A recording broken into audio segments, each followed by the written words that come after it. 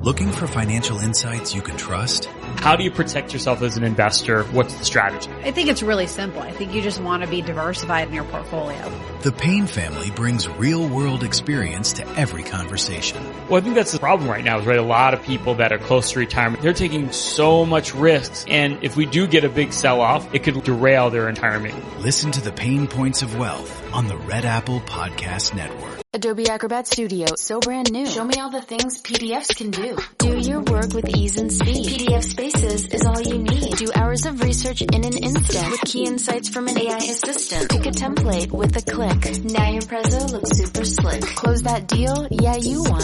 Do that, doing that, did that, done. Now you can do that with Acrobat. Now you can do that with the all-new Acrobat. It's time to do your best work with the all-new Adobe Acrobat Studio. This is Another Side of Midnight with TJ McCormack. Now to the Bernard McGurk studios of 77 WABC. Here's TJ McCormack.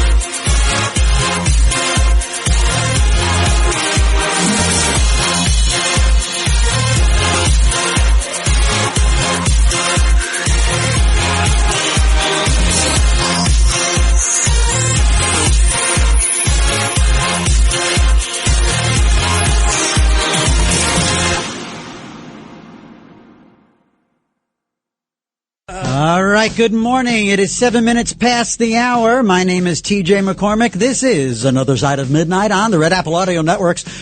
And, so yeah, how are you? Hello. Fine. Great. I feel good because I know what the hell I'm going to talk about.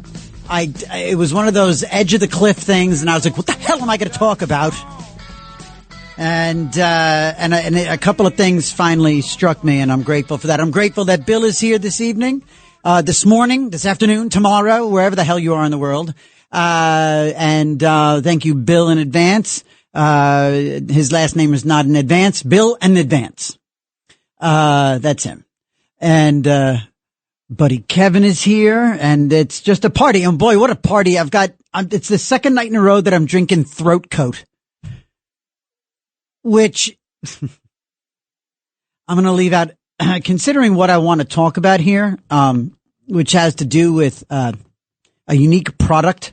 You'll get the throat coat joke before I even tell it, maybe.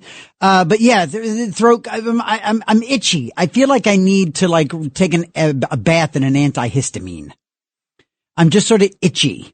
Got the flu shot the other day, which I don't know if people are looking at me like it's not the COVID. I'm not doing the COVID shot, but I did the flu shot. I just swear by the flu shot, and not because I think it's going to completely inoculate me against getting the flu. Although the last bunch of years, forever, I haven't gotten a full blown case of the flu, but every winter, I'll get at least one or two things that I'll be laid up for about a day going, this would have been the flu. Every time. And so I still get the flu shot. The COVID, I'm done. The COVID, I got the shot. I got the booster. I got the booster years ago. And sure enough, I ended up getting COVID like 3 times. And it got worse each time. First time I had COVID, scratchy throat. Kind of like I have now, just a scratchy throat for like 6 hours.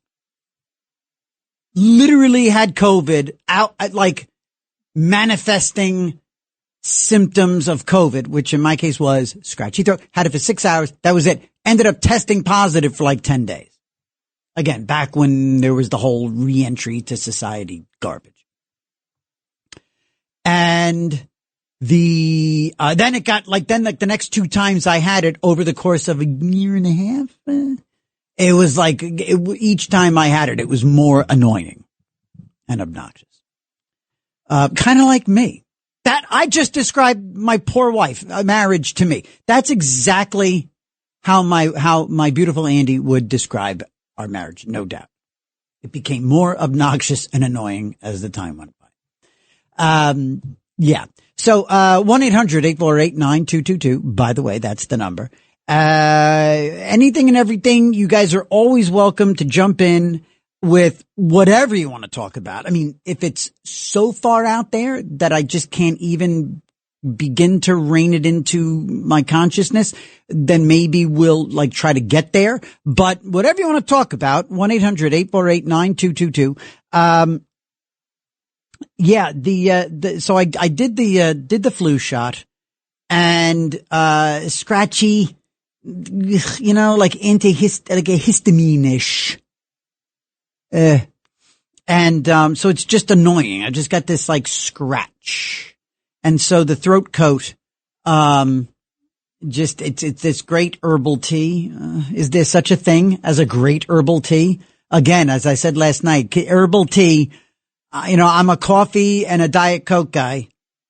And herbal tea is kissing my sister. And I don't like my sister. I don't get along with my sister. I say that more and more boldly. I feel bad because my mom listens to the show. I do. She's come around too. She understands the situation. Arguably better than anybody. I feel bad because my mom listens to her boy on the radio.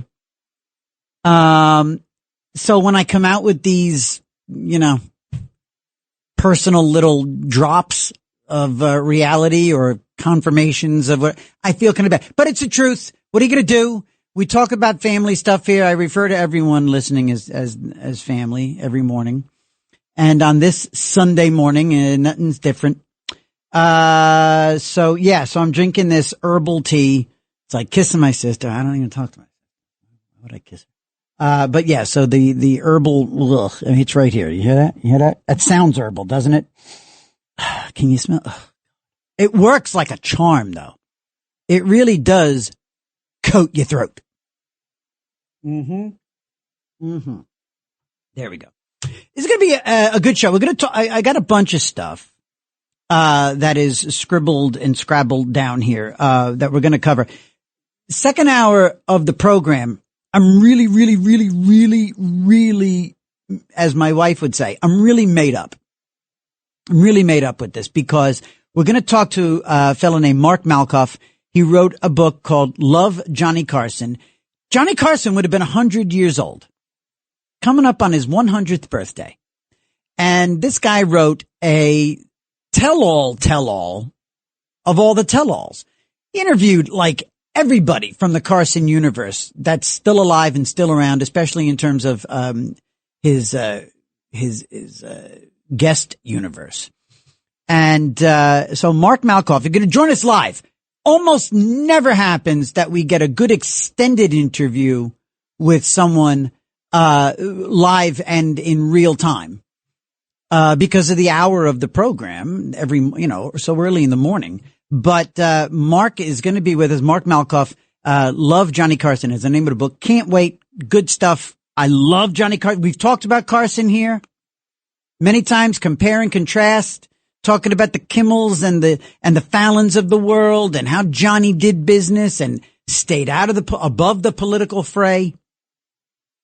And also just doing the kind of show we do. I think everybody that goes on the air these days and anything other than news or sports in some way needs to be in some form of homage to Johnny Carson. Just the ultimate broadcaster. And emphasis on broadcasting. As a stand-up comic and a comedy writer and stuff like that in the first part of my career, I always viewed myself as an entertainer. I wasn't just a comic. I wasn't an actor. I didn't just write. It was about entertaining. Overall, I would refer to myself as an entertainer, and I'm still kind of there intellectually. And now you fold in that phrase broadcaster. I always say a prayer before I come on, or 9 or 10. Jesus. Bunch of prayers. And it's always about God, please help me to be a great broadcaster tonight. Please let me broadcast to these people. And that's the phrase, the term that I operate from. So there. And also in terms of a wide range of stuff, we're going to talk to Asaf Romorowski. We've spoken to Asaf more than a few times. He's our Middle East, one of a couple of Middle East experts that we have on the program. And because what caught my ear in the last couple of days and last night, what was it? Friday night, the one and only Rita Cosby really drilled down beautifully into the breaking news that Zohran Mamdani, Mayor-elect Mamdani, is like tripling down on the notion of arresting Benjamin Netanyahu if he sets foot in New York. And I want to see that. I want to see it. I mean, go for it. Go for it, Zohran. Go for it. Mayor-elect, do it. Do it. I dare you, dare you, dare you. Without going too much into we're gonna talk to Asaf Romorowski in a little bit about that subject. Something caught my eye just before coming on the air, and actually somebody asked me this. Somebody asked me how I pronounce my name, and I said, well, it's obvious. TJ. How else do you pronounce TJ? Actually, it's interesting. Do you know I have a to-go name? When I order food, takeaway, when I order food, I don't say TJ. And this goes back to probably 1995, 6, 7, 90, late 90s. I was living in Florida and I was living in Boca. I was Sid Rosenberg's houseboy.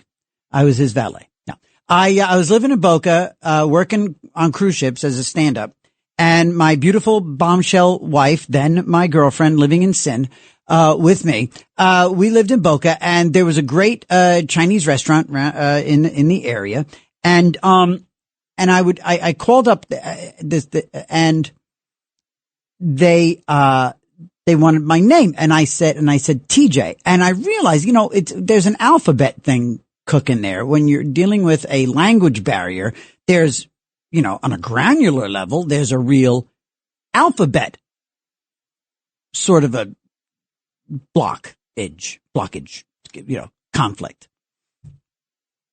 And if they're not going to if there's going to be a language barrier, me saying English words, certainly there's no T or J in Mandarin, right? Okay. So, person, and I'm just going to do it. I'm not being racist. I'm just going to, I said, okay, yes. And so the thing and the thing and the thing and the dumplings and okay. And thank you. And so, okay, phone number, boom. Okay. And a name. And I said, TJ. And she go, and I said T, the letter T. And I realized what I was saying was just ridiculous. The letter T. What am I? Okay. So, unless I'm asking for green tea, right?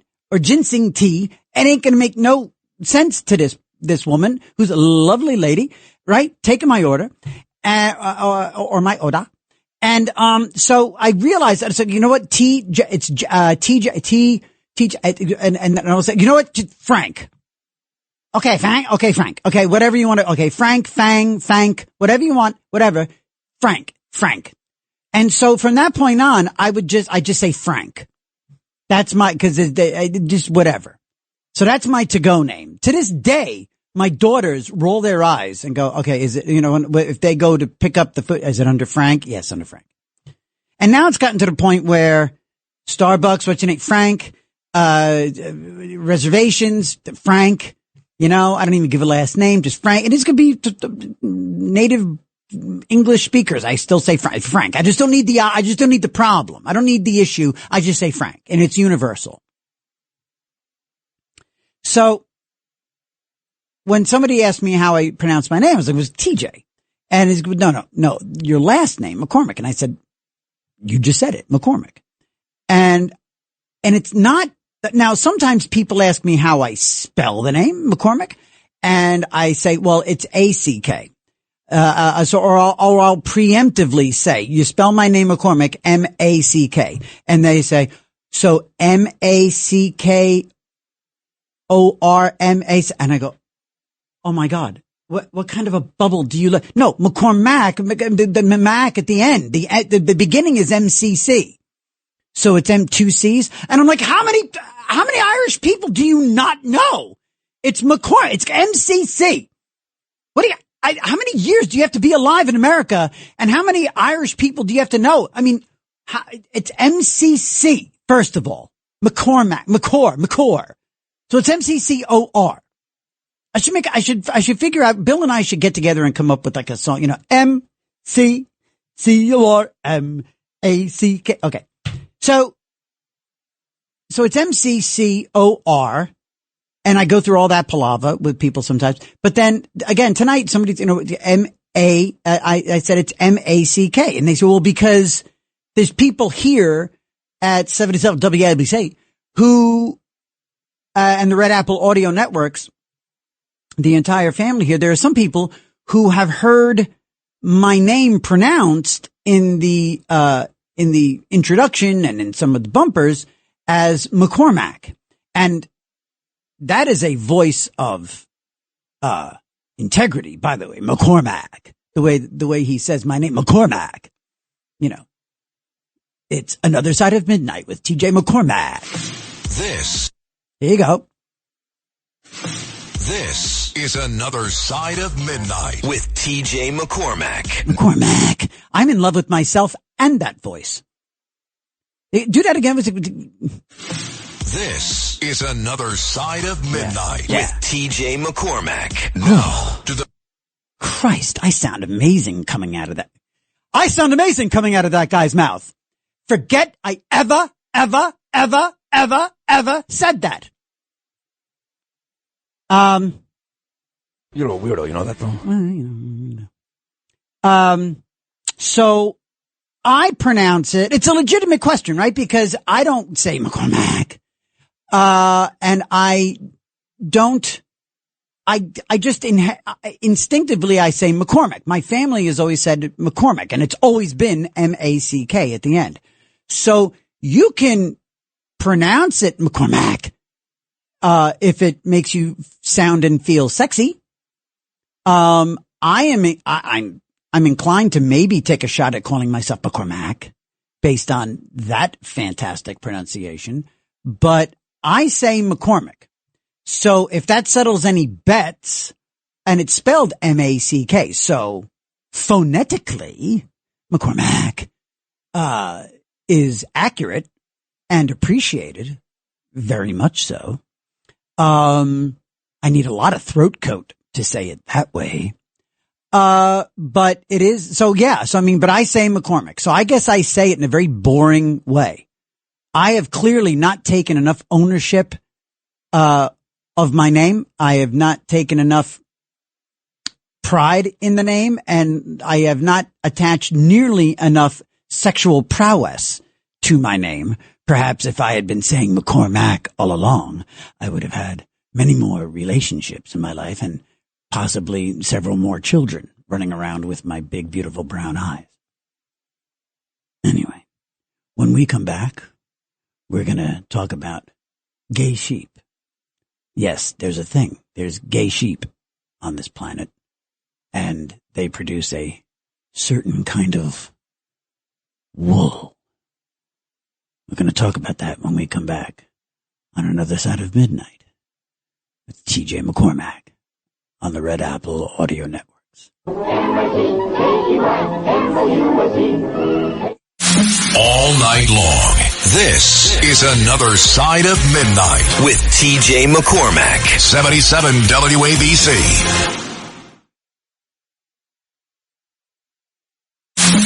It's Another Side of Midnight. Political humorist TJ McCormack. Now, to the Bernard McGurk studios of 77 WABC. Here's TJ McCormack.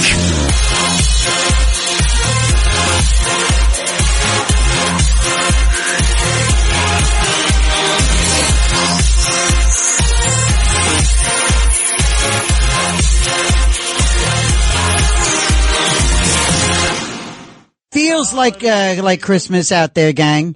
It really does. I think coast to coast we had a cold snap. I think that helps.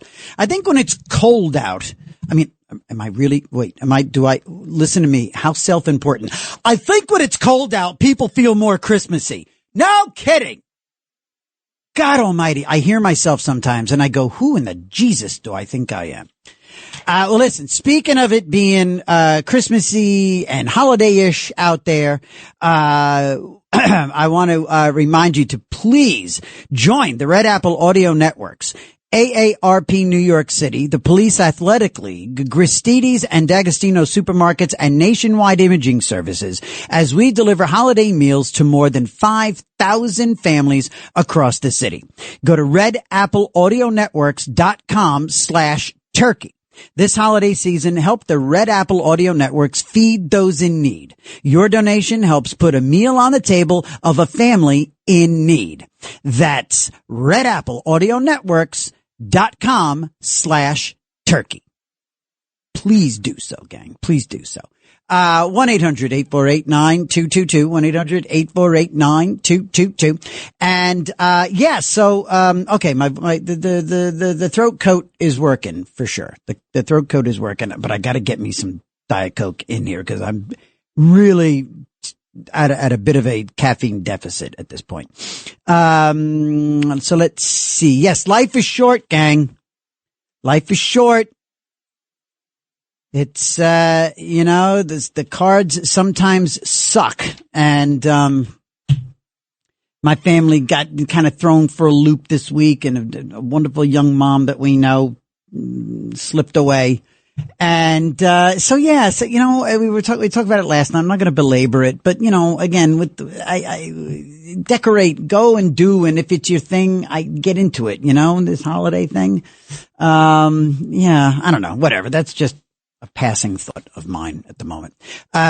So this, gay, okay. Turns out, you know what? Bill was able to line up. Yeah. Bill was able to line up a little ditty that exists. Tall and tan and young and handsome, the boy from Ipanema. When he passes each girl he passes goes. Have you heard of the Rainbow Wool Shop? The Rainbow Wool Shop I'm going to read directly from their website. There's a lot of exclamation points on the Rainbow Wool Shop website. Welcome to the Rainbow Wool online shop. Amazing that you're here. Take a look around, get to know our lovely sheep, and learn more about our collections and collabs. Psst, a new product drop is coming soon. So, you here on this site, you can sponsor a gay sheep. There's a photo of a whole bunch of sheep in a pasture with under a rainbow, appropriately, and you can sponsor a gay sheep. And it's called a sponsor sheep. I wish I was making this up, but it's all real. Hey, so meet the boys. A whole bunch of rams.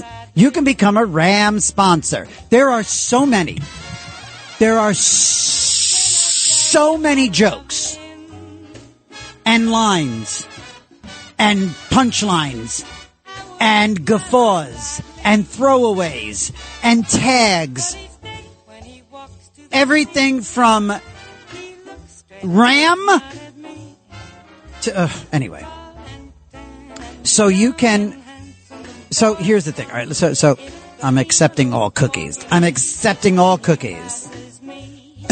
So gang, rainbow wool is based on the notion that certain sheep throw.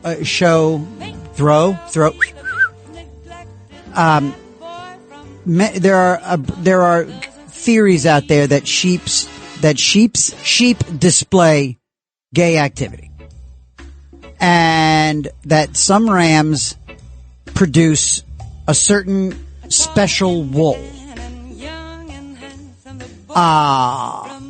and they are gay sheep. They are gay rams.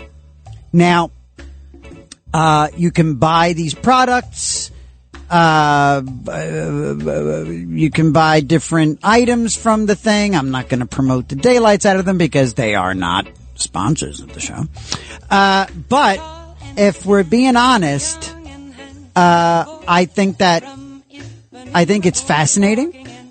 I think it's interesting because not only do these sheep produce a unique wool, it's supposed to be a certain kind of texture to this wool. Not only do these sheep produce a unique wool, they're great interior decorators. They're amazing with a throw pillow.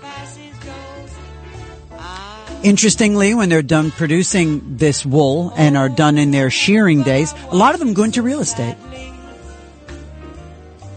or the travel industry. Yeah.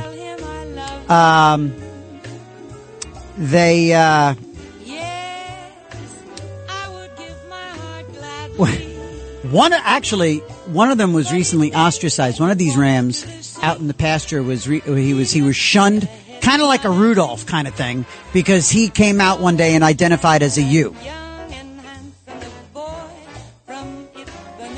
And in a fascinating twist, some of these rams, known for their gay wool, are actually into leather. Oh, I watch him so sadly. Hallelujah. Can I tell him I love him? All right. So, there's the gay wool section of the show. Because every show needs a gay wool section, and so there we go. And thank you, Bill. That is, of course, the song "The Boy" from Ipanema. Yeah. Who is that, by the way? Is that Ipanema goes walking in. It is Miss Peggy Lee. Okay. Oh, Miss Piggy Lee. Oh! Look, he's so all right. So let's see. Let's get over to Gary in Inwood. Gary, good morning. Welcome to the show. Morning to you, TJ. I'm calling you to correct you on Johnny Carson's birthday. How dare you? How dare you? I own my mistakes. No, go ahead. Sorry. I share the same birthday. Oh. His birthday is already passed. October 23rd. Oh, okay. So I said coming up on, but this book, I guess, is in celebration of Johnny's 101st year had he been. But okay, so he just celebrated. You just happy birthday to you a month. Thank you so much. And a half late. Okay. Let me add this too. Sure. A former New York Ranger coach who has passed away had the same birthday. Herb Brooks? Fred Shero. Oh, which one? Fred Shero. Wow. When did he coach? Former New York Ranger coach passed away. When did he coach the Rangers? Oh, in the early 80s. Oh, okay. All right. Cool. Well, Gary, thank you for the. You know what? You're in Inwood, correct? Yes, I am. So I only in the last couple of years learned about the history of Inwood being very, very Irish. Yes, and very much I'm at the time. And I'm a very Irish American. And so am I. And I didn't know. So is your family, are you like a legacy Irish resident of Inwood from back in the day? Yes, I moved into Inwood when it was predominantly Irish. It's changed over the years. Oh, clear. As far as the Irish, but you have to go west of Broadway. Let me say this to you. Yes, sir. I believe I came out of the same neighborhood where your mother did. I was born in west of the Yankee Stadium, northwest. Oh. They were called Highbridge. Yes, that is where my mom is from. Wow, small world. I love it, Gary. I love it. Small world. Ogden Avenue in Highbridge, and I went to Sacred Heart. Wow. My mom went to Peter and Paul, St. Peter and Paul. So she came out of Highbridge. And yeah. And then, I grew up 4 blocks from the Yankee Stadium on 165th Street and Ogden Avenue. Boom. My mom was right near there. Not Ogden, but actually her block is no longer. Like, they completely rebuilt. Like, there's a building in the middle of where her block and several intersections where there's like a development there now. So her actual, let alone her building, her block doesn't exist anymore. Oh, yeah. I was a local butcher boy. So I know Highbridge inside and out. Oh, that's fantastic. But Highbridge was an Irish neighborhood completely. Yes. Oh, no doubt. And did 99%. And are you in Good Shepherd Parish or? Yes, I am. I'm in Good Shepherd. Beautiful. I am across. Let me give you this before you have to cut me off. Okay. Across the street from where I live in Inwood, at Seaman Avenue. Yeah. If I walk across the street and I take a 5-minute walk into Inwood Hill Park, and in back of the soccer field is the actual spot where the purchase of Manhattan Island was from the Indians. Really? Yeah, it's a rock there. I love it. It's called where there was a tulip tree on that spot. The tree is long gone. There is a boulder there with a plaque on it saying on this spot, this was the actual purchase spot of Manhattan Island. Man, I love it. It's done, and it was done by a guy named O'Flaherty. Who then went and opened the first pub. Gary, thank you so much, buddy, and thank you for the correction. Friend. All right, top of the morning to you. Let's go to Pamela. Good morning. Early call from Pamela. Oh yeah, you have to bring us out of this depression. I mean, Dr. Sky was great, but talking about an electronic disaster, EMP disaster, is a little depressing. Yeah, well, hey, look, we all got to go sometime, and apparently the clocks are all going to stop, so we won't even know what time it is. But yeah, we definitely need you and Johnny Carson, and I can remember the days when my parents would be yelling at me, "Go to bed, go to bed." But as you can tell, I was always obsessed with talk shows and variety, funny shows, and he was the best of the best. Yeah. Oh, excluding, except for you. Oh, stop that. Good Lord. Flattery will get you everywhere. Well, also, and one of these days, I have yet to meet Tony Orlando. I have yet to meet him at in any of the crossovers here or at any events. It just hasn't happened yet. And this is a guy I desperately want to meet, Tony Orlando, because I loved, because you just said variety, and people have referred to this show as variety. I am aiming to make it even more variety. And Tony Orlando not only was right in the thick of that variety era of television in America, but Tony was like the quintessential variety in terms of, not only the fact that he was a variety performer himself, very, very funny, unbelievable singer, right? Great timing. But also the fact that in that era, here he was a singer with a mega boffo hit with, at least, several hits, but the big one, Tie a Yellow Ribbon. And they gave him this variety show and he rose to the occasion and killed it. He and Dawn, they killed it. So yeah, he's a jack of all trades, and he knows so many people. Yes. The history, and he's such a good guy with the vets, and he's a genuine good guy. Yeah, yeah. Oh, just a suggestion for one of your guests in the future. Oh, please. I heard a snippet from Steve Moore today. Liz Truss, the former Prime Minister of England. Yes. She did a wonderful interview. And perhaps your wife can help us with a little interpretation because I'm not sure of the dialect, but she's a little hard to understand at times. Liz Truss, Liz Truss definitely comes from an upper class background, as so many of them of these elected officials do. But yes, I'm proud of Liz Truss. For anybody who's now, there was a very quick succession from Boris Johnson through Liz Truss into a guy named Rishi, R-I-S-H-I, Sunak. There were three conservative, basically they're Republicans, three conservative prime ministers in very rapid succession. And then came a big fallout. Conservatives had been in power for like 14 years in the UK. And now it's Labour and they're just absolutely blowing it. So as we all expected they would. But Liz Truss was in for maybe 2 weeks. It was an unmitigated disaster. And some of it by her making, a lot of it not. And I give her so much credit for hanging in there and sticking it out. I'm curious about the interview that she did. I'll have to go find it. And but I give her a lot of credit for not so much reinventing herself, but sort of facing her her bit of a debacle of a premiership. But moving forward, I assume the deep state of England tripped her up. Oh, without a doubt. And she's in a position now, I think, where she's ready to come clean on that. And, she was really, really good. Like, really basically, I thought she was describing United States. Oh, deep state's the deep state. No doubt. The deep state is the deep state.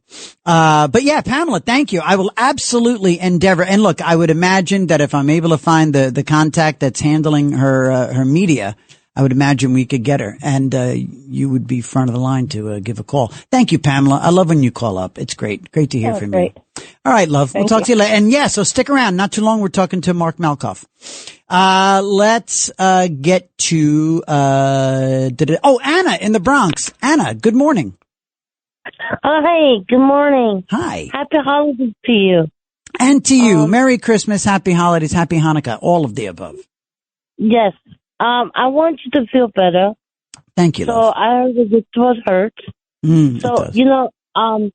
My throat hurts a lot on winter time too. So I found a secret how to get rid of real good and fat. And it's natural. Ooh, okay, go ahead. I'm all ears. I got my pen out. I'm going to write it down. Go ahead. Okay, ready? Yeah. You take an extra virgin olive oil with the bottle, not the plastic one. The glass. Glass, right? Gotcha. Okay. It has to be made in Italy. Okay. Okay. All right. Remember, and not all olive oil are the same. Right. So you take the olive oil with extra virgin. Extra virgin. And yes, olive oil. You take a spoon. Yeah. And you swallow it. Okay. Why is this conversation just doing wonderful things to me? Go ahead, Anna. No, I take I'm saying a teaspoon or a tablespoon? Tablespoon. Okay. Oh, okay. All right. A tablespoon of extra virgin olive oil from Italy, from a glass bottle. Go ahead. Yes. You take it one in the day. Yeah. And one in the night. Okay. What it does is it actually burns your throat. and it goes to your body, rest of your body, and clears all the infection. Really? Yes. All right. Okay. Ooh, God bless. I told this to, thank you. I told this to a very famous singer that I used to work with. Uh-huh. I'm actually, I'm not Italian. Oh. But I've heard that Greeks and Italians used to do this to get better. Huh. And I tried it. And I was shocked it worked. It's better than any other over-the-counter medication. Right. It's natural. And when you go to Italy, people will tell you, they drink that in the morning every single day. Well, I tell you, Anna, up until now, what I've always used when I've had a bad throat or a lot of other ailments is I'm a big believer in apple cider vinegar and raw honey. Honey that's not raw, like right out of the honeycomb, right out of the hive. Yeah, I used to do that too. Because that's a big antibacterial and like you can feel it like fizzing when you swallow it.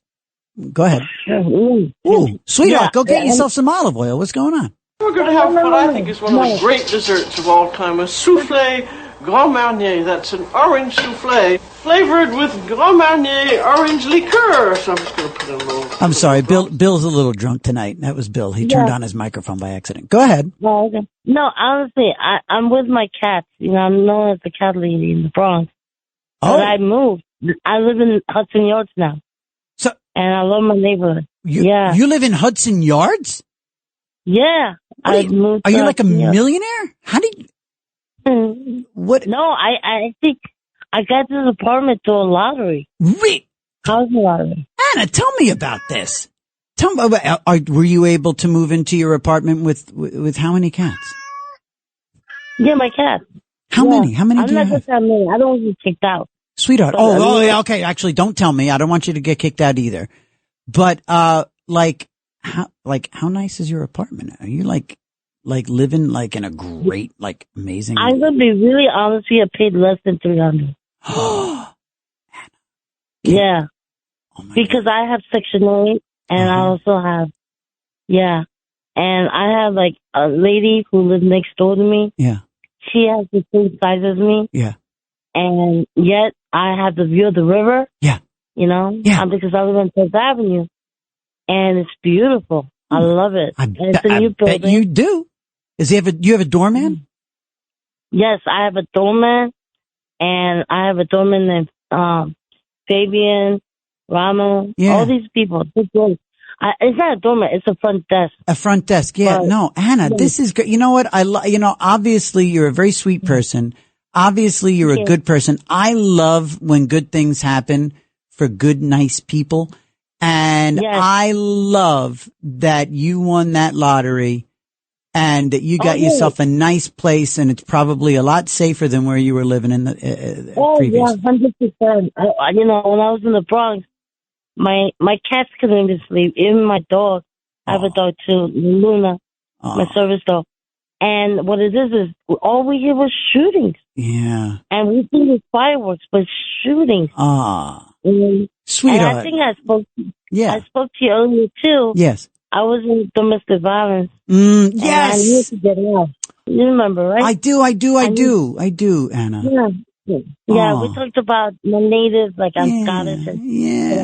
But I just want to say to you. Yes. I really enjoy your show. Oh, you're nice. And I wish you the best. Thank you. I really, really, really wish you the best. God bless you. Oh, God bless you. Make sure you call back before Christmas, okay, Mama? Oh, yes. All right, love. Thank you. Thank you, Anna. Oh, you're very sweet. There you go. Look at that. Oh, is that the best? All right, we got to take a quick break. Thank you, Anna. What a lovely lady. Okay. All right, let's take a quick break. It's another set of Midnight with TJ McCormack. Yes, I'm as adorable as I sound. Here on the Red Apple Audio Networks. We'll be right back. All night long, this is another Side of Midnight with TJ McCormack, 77 WABC. It's another Side of Midnight. Political humorist TJ McCormack. Now, to the Bernard McGurk studios of 77 WABC. Here's TJ McCormack.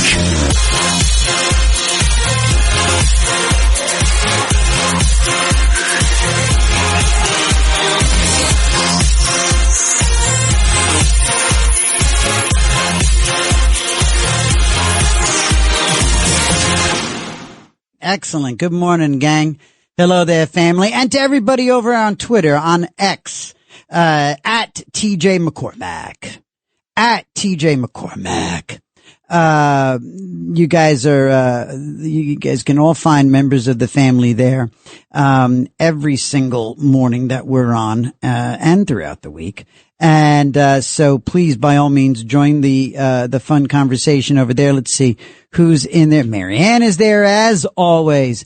Our buddy, Joaquin is there. Joaquin, I hope everything's going okay. He sent me a note yesterday.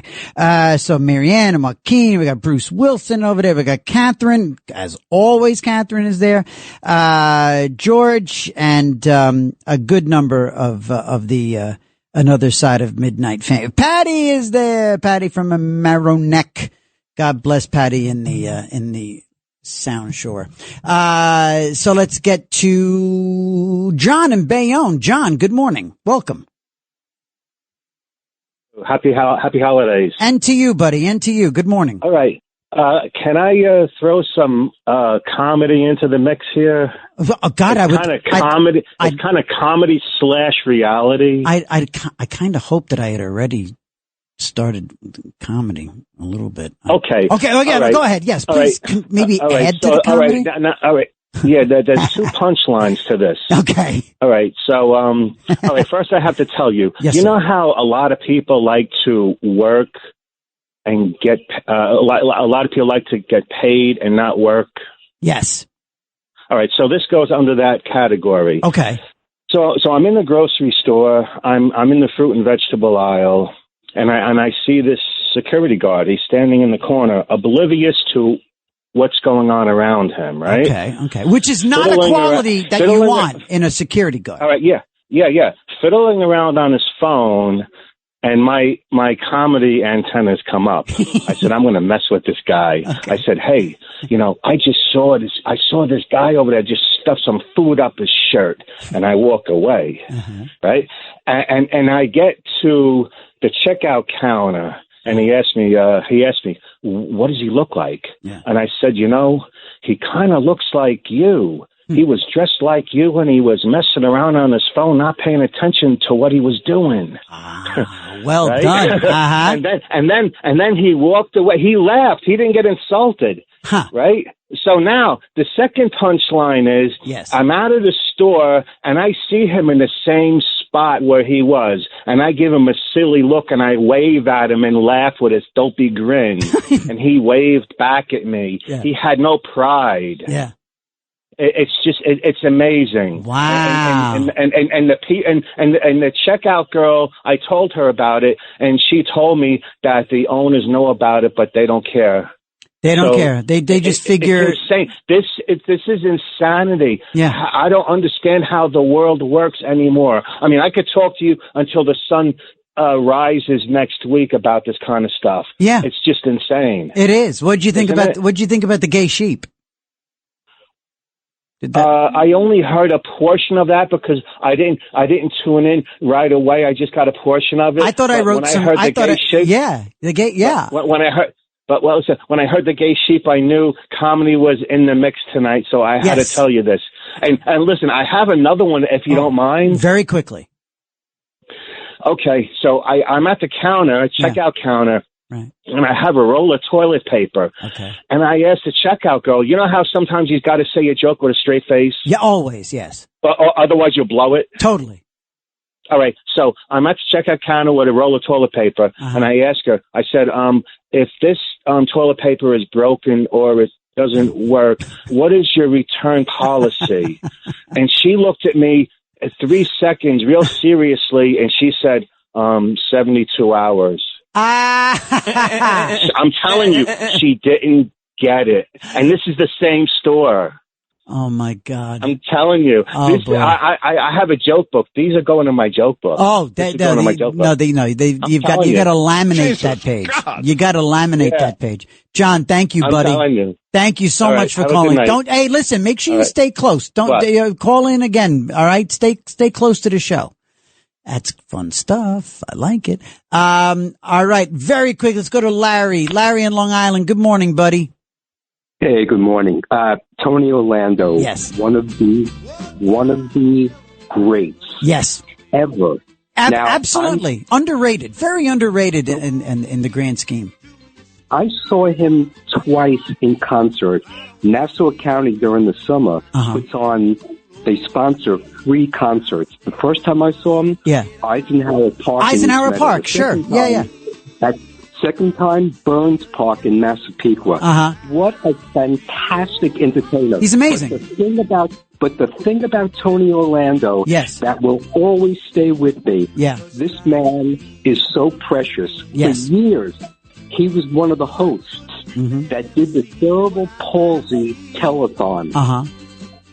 He did it for years. And Oh, I got to jump, buddy. I got to jump.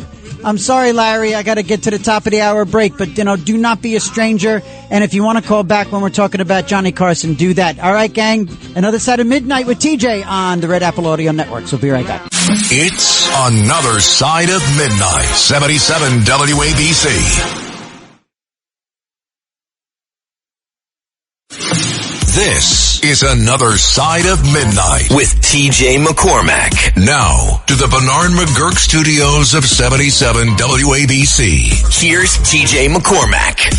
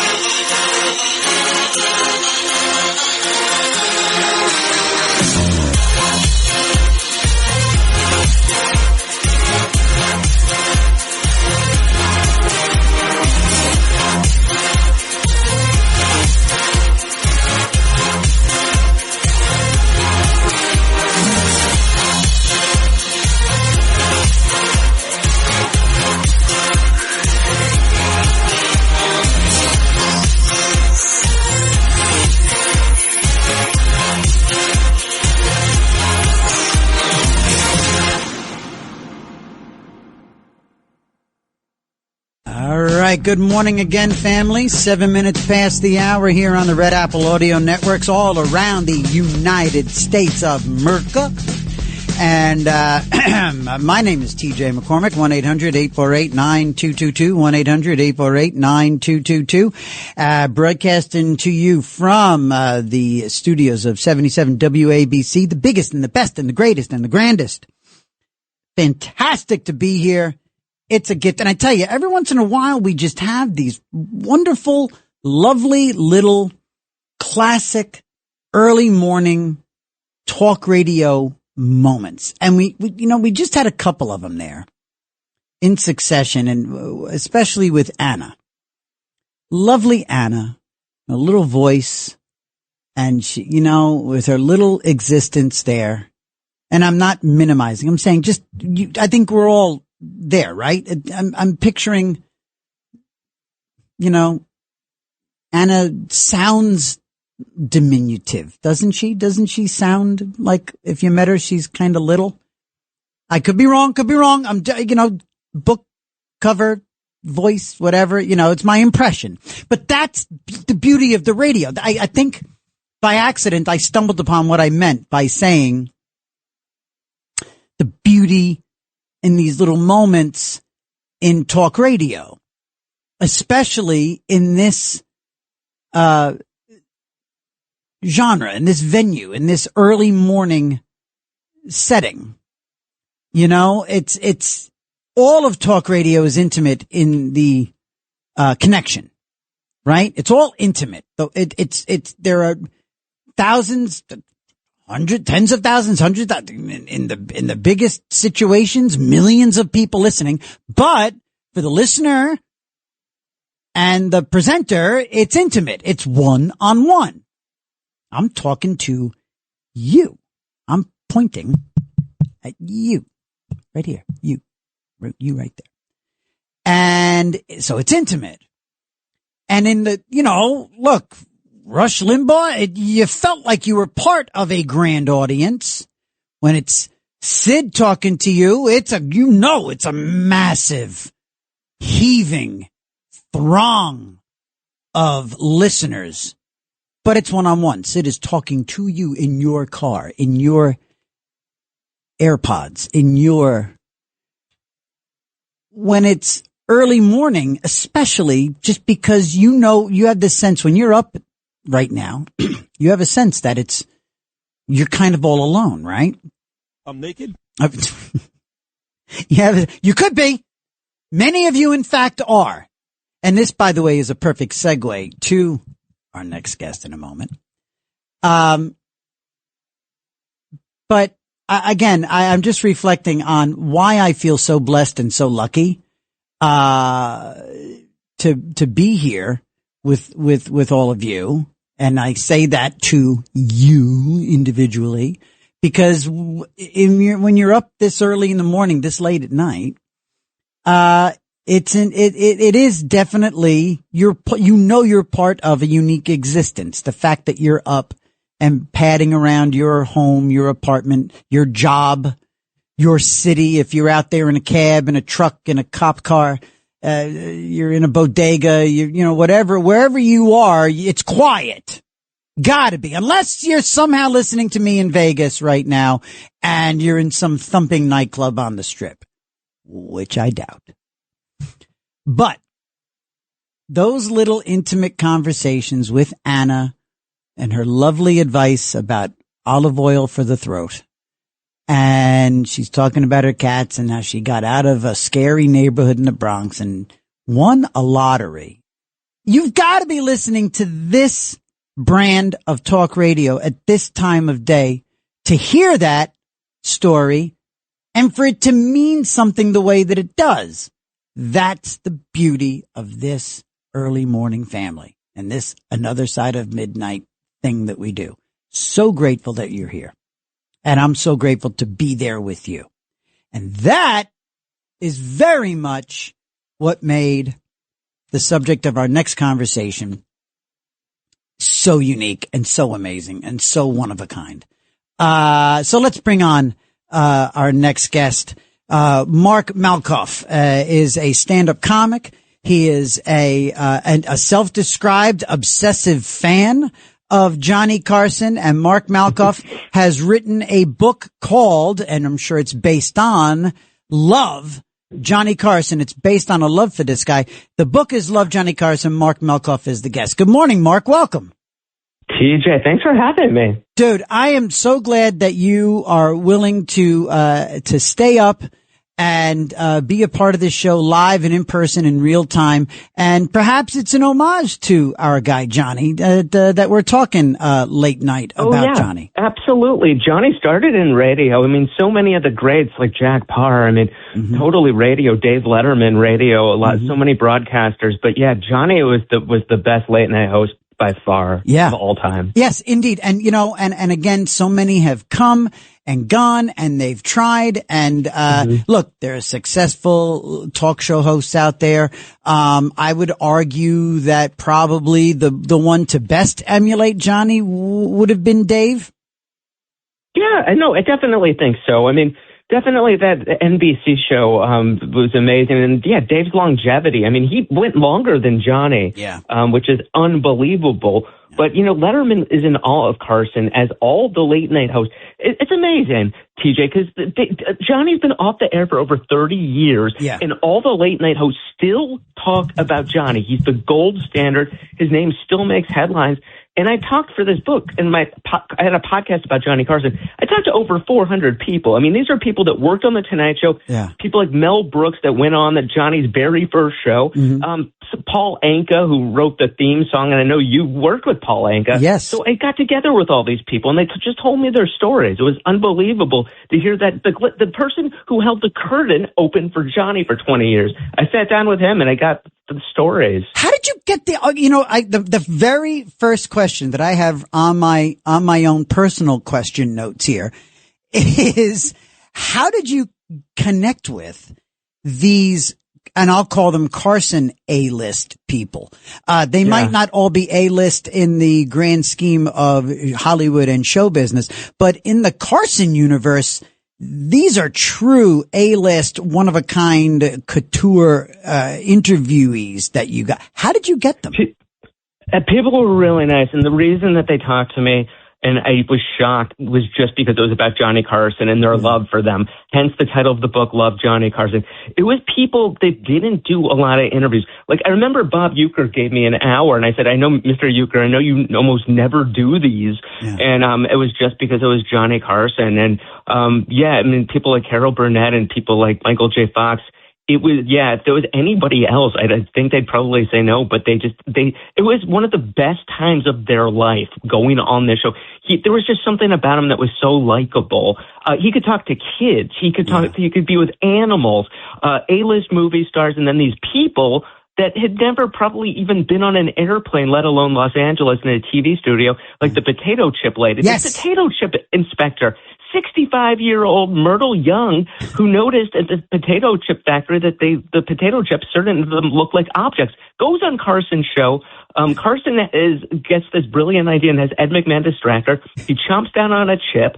Myrtle Young almost has a heart attack, and Johnny reveals, no, I had a bowl off camera. And she became world famous. Myrtle Young traveled the world. Carson had that power. Wow. And you know, by the way, okay. Now, and again, because I too, Mark, we're talking to Mark Malkoff here on Another Side of Midnight. And by the way, if you've got the time, I've got the airspace. So I'm going to give out the phone number, 1-800-848-9222, 1-800-848-9222. We're talking to Mark Malkoff. He's the author of Love, Johnny Carson. And Johnny would have just turned 100 years old in October. Yeah.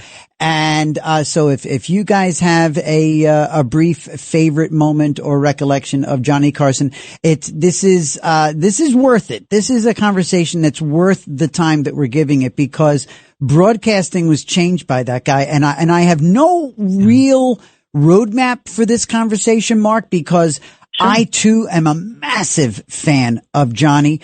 And, in fact, I'm kind of an in the weeds guy like you.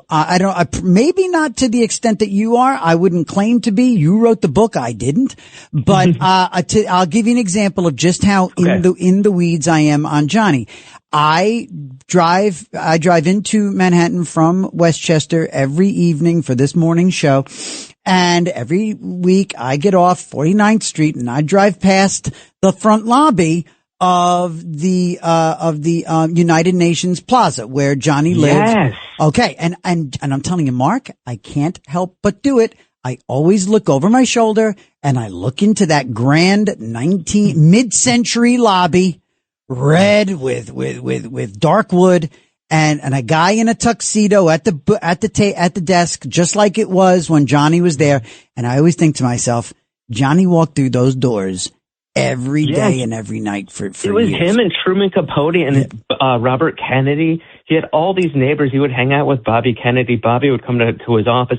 And Johnny had 4 televisions in his apartment at the UN Plaza because in 1971, he had 3 competitors. So at 11:30 p.m., he is home at the UN Plaza with 4 TVs. He's watching his own show. He's watching The Tonight Show. He's watching Dick Cavett. He's watching David Frost. And then I think it was either Merv Griffin or maybe Joey Bishop. This guy, the competitiveness of Johnny Carson, you're not going to last 30 years without studying the competition. I mean, he would go on record saying, all I think about is the show. I think he really kind of struggled with a balance. Obviously, he was married 4 times, and those marriages and the kids, being a father, something was going to suffer since he put everything into the show, and it just did consume him, but there was nobody better. No, there was nobody better, and that consumption, also in the literal sense, Johnny definitely lived a celebrity life in New York City, and it was very, it was, he lived on the far east side, literally on the river, on the East River in Manhattan, and would travel into Midtown to 30 Rock to do the show. But he lived a very New York City celebrity life without ever very often leaving Manhattan Island. He really lived the celebrity life in Manhattan, didn't he? It was glamorous. I mean, he had this birthday party. I forget how old he turned. It was when he was still at the UN Plaza. I think he was maybe turning 40-something. And it was in his apartment. He shows up, and it's a surprise birthday party from his wife. And it's Ed Sullivan, Don Rickles, Joan Rivers. Oh, my God. The mayor of New York City at the time, which was Lindsay. Who was...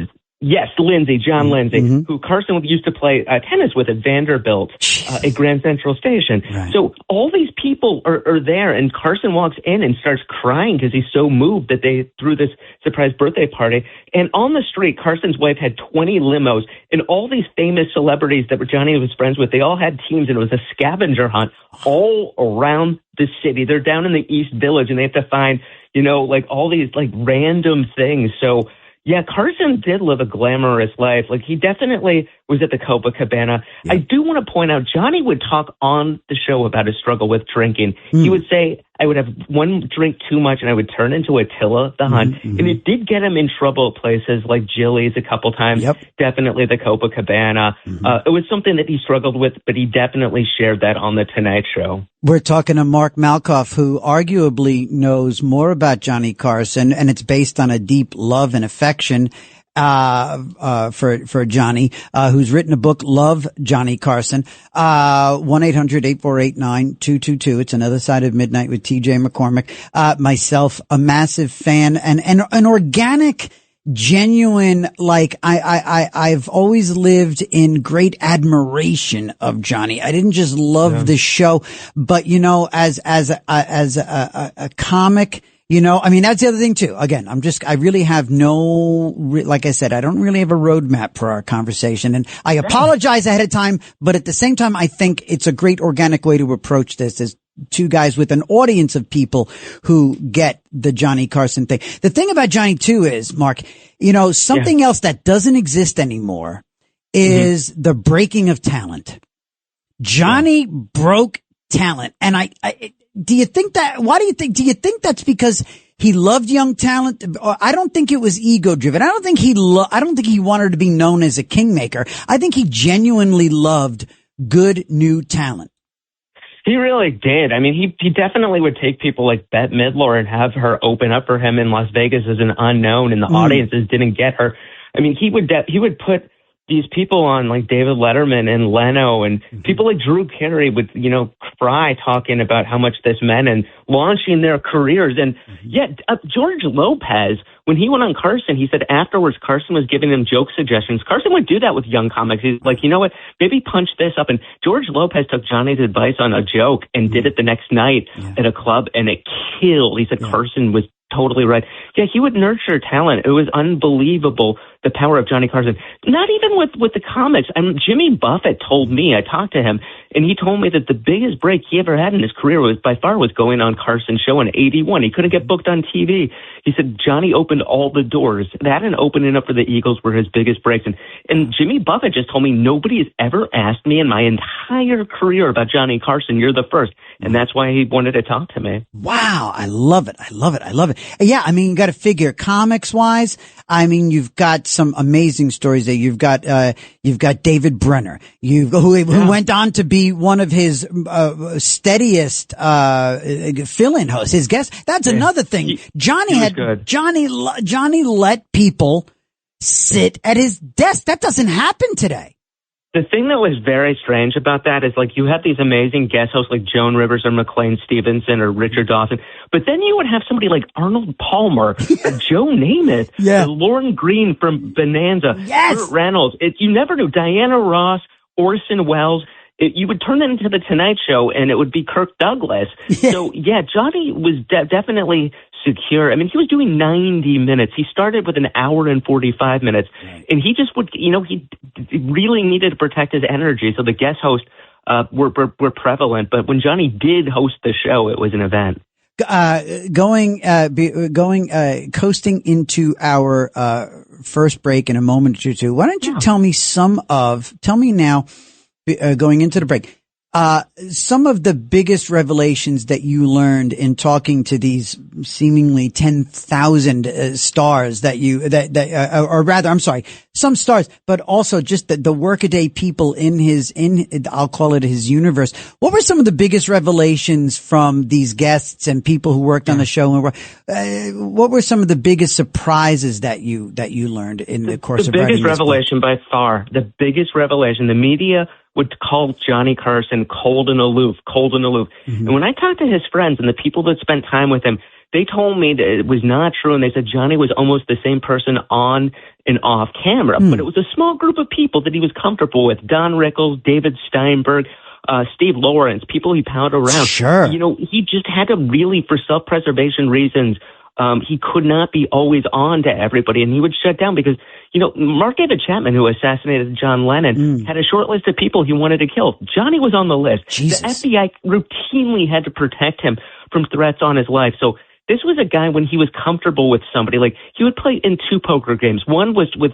people like Chevy Chase, Carl Reiner, Steve Martin, Neil Simon, Barry Diller. And they would say, no, he was hilarious, and he was Johnny, and he was their friend. But it was a small group of people. But that was the first thing. Second thing is, the media made Johnny to be out like J.D. Salinger, Greta Garbo in retirement, this recluse. Johnny was in Africa. He was in Russia. He was all over Los Angeles doing tennis tournaments. He went to Wimbledon. He was having lunch with his writers. He was just palling around with people. He was playing the poker game. He did like his alone time on the boat, but he was out and about. And I think that those two things really did surprise me. Oh, my God, this is magnificent. I tell you what, in one of my road trips when I was out there doing stand-up in the mid-late 90s, early 2000s, but especially on the road, it was me in a car doing one-nighters and weekends around the country. That was mainly for me the mid-90s to late 90s. The 2000s were spent on cruise ships and in Las Vegas. So I made that typical evolution as a comic. But in my days on the road, that's when I read one of the earlier books about Carson. I believe Nick Tachis is the one who wrote King of the Night. Am I right? I thought that was Lawrence Leamer. Lawrence Leamer, I think, wrote King of the Night in 1989, but you're probably right. Well, I know that Tachis definitely wrote the book about Dean Martin. Okay. So, but anyway, but I read, and that's where I learned so much about Johnny's early days. Yes. And so when I was out there on the road, I went and I saw his birthplace in Avoca, Iowa, right? Avoca, Iowa. That's right. Right. Yeah, I went and I saw that. I saw that house he was living in when he was born.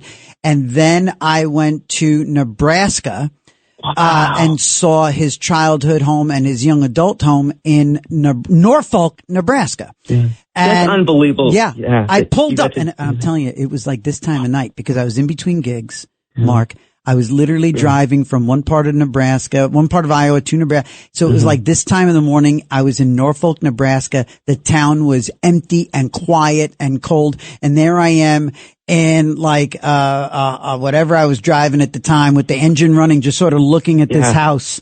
An oddball comic going, wow, Johnny lived here. We're talking to, he said, I hear the excitement in your voice.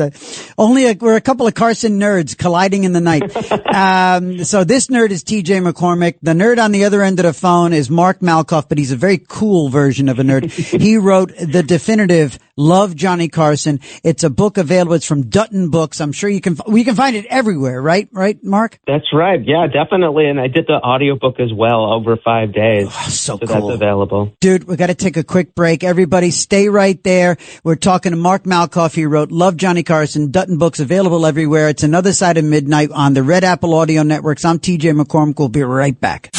All night long, this is Another Side of Midnight with TJ McCormack, 77 WABC.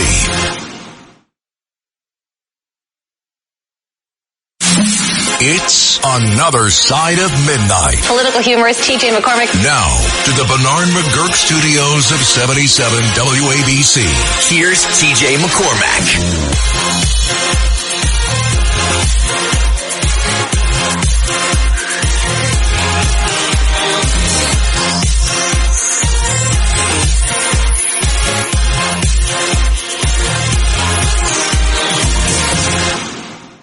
We are talking that, of course, one of the kings within the court of kings of comedy. That right there is Don Rickles on with the great Johnny Carson. Yeah. We're talking to Mark Malkoff here on Another Side of Midnight with TJ McCormack on the Red Apple Audio Networks. Mark Malkoff wrote Love Johnny Carson from Dutton Books. It's available everywhere books are sold. Mark, what we just heard there that made Johnny great was that what we just heard was, we heard, Don Rickles. We heard Johnny laughing. We heard Johnny encouraging him with a few, Johnny made it about the guests and not Johnny. That was his rule. Peter LaSalle, Johnny's producer, who produced Letterman, who produced Tom Snyder, Arthur Godfrey, and worked with Johnny for years, told me Johnny's number one rule was, I'm going to make my guests look good. The monologue was Johnny. Yep. They did a comedy piece afterwards with Johnny. The rest of the show was, I'm going to make my guests look good. Some late night hosts try to top the guests, the comedians, to be funnier. Johnny would step back and let the person be funny. Johnny was the first person that would put Don Rickles on late night TV. It was considered so outrageous that nobody would put him on television. And in 1965, when he made his Johnny Carson debut, Johnny took 3 minutes and explained to the audience, okay, now this is a comedian. He's going to make fun of us, but it's okay. And it was just so unbelievable that they were afraid that the audience would turn on Don Rickles. So it was decided that Rickles would come out and make fun of Ed McMahon and Skitch Henderson, and then they'd see Johnny laugh. And then it was okay to make fun of Johnny. Right. But it took the audiences maybe like a year to really understand and get and accept Rickles. But Johnny was the biggest supporter, him and Frank Sinatra by far. Wow. Yeah. And also, it's funny, as you're saying that, God, I love this. Yeah. You're going to have to come back. You're going to have to come back. You're going to have to come back. Because again, now you're talking about Rickles there. Okay. So, that takes some guts and some that took finesse on the part of LaSalle, the producer. And again, by the way, too, we're talking about, these guys ended up being the gold standard, the standard bearers of late night broadcasting, entertainment. Carson, the template for a talk show host. Peter LaSalle, the template for a late night producer. Right. Morton, who looked after, Robert Morton. Robert Morton, who looked after Letterman all those years. He was cut from the mold of LaSalle. He always had, Dave's best interest and therefore the show's best interest in mind. But going back to making the guests look good and having featuring and showcasing, that's probably a great way to put it. He would showcase these guests when he comes. Rickles, he also had, from the other end of the spectrum, he had no pun intended, he had Jonathan Winters on. Now that, talk about a touch, being able to sort of corral and harness and sort of show the way for a guy like, to get out of the way of a guy like Jonathan Winters, who was always speaking as a character and rarely himself. Yeah, he would just kind of show up with a prop and wing it, and Johnny would be in awe. Dick Cavett told me that there was a bar below NBC for years, Hurley's. Now it's Magnolia cupcakes and cake. But Jonathan Winters would just hold court for hours. Oh. And it was all these comedians that were the hardest people to make laugh, and they'd be cracking up for Winters for forever. And Johnny, it was one of his favorites. And Jonathan did not really care the fact that Johnny kind of ripped off his Maude Frickert character and did Aunt Blabby. He was okay with it. He was almost like an homage. But yeah, Jonathan Winters definitely one of the funniest. One of the funniest. And again, it takes a fine touch. Talk about shifting gears, to come Brilliant, out man. and sit there at the desk and be able to read where Jonathan Winters was going. And again, it's like, and I as a comic, and now as a show host here, very often it is about, I would always refer to emceeing a comedy show when I would be the MC to, the guy who would spin plates. Very often it's about, some of those plates up and on the Ed Sullivan Show, some of those plates, they start to wobble. You got to give it a quick spin. Other ones, they're doing fine. You don't have to touch them at all. Yeah. And that's kind of like a metaphor for running any sort of variety or performance in any way, shape or form. The energy will ebb and I'll be on news programs, on political shows, and I'll, sometimes I'll chime in. Other times the panel's doing great. They don't need my help. Carson knew that inherently. He did. It really depended on the guest, and he could, he was performing since he was 14. So by the time he got the Tonight Show, he had done his 10,000 hours, local Los Angeles television, the national show, the Johnny Carson Show. Right. Who Do You Trust on 44th Street in New York on ABC. But when you had somebody like Rickles, Johnny would get out of the way. They would have a pre-interview. They would never use it. Right. Buddy Hackett would never use it. Right. Steve Lawrence, they wouldn't. But it was interesting because you could have someone like Charles Grodin, who was almost like a professional wrestler going on in character. And him and Johnny would spar back and forth, and it was hilarious. But the audience thought that Grodin was serious. Right. That they would write into the show, Johnny, why do you have Charles Grodin on? He's so mean to you. But it could go back and forth, and Carson could adjust depending on the guest. Oh, and you talk about his previous experience. A lot of people don't realize. Carson started off doing like a puppet. Well, first of all, he was a close-up magician. He knew magic. He loved magic. He had a very hyper local, I believe, in Norfolk, Nebraska. Like he got his first gigs. He got his first shot in Los Angeles. I think it was Los Angeles, then came to New York, and then back out to L.A. Correct me if I'm wrong. Yeah, that's right.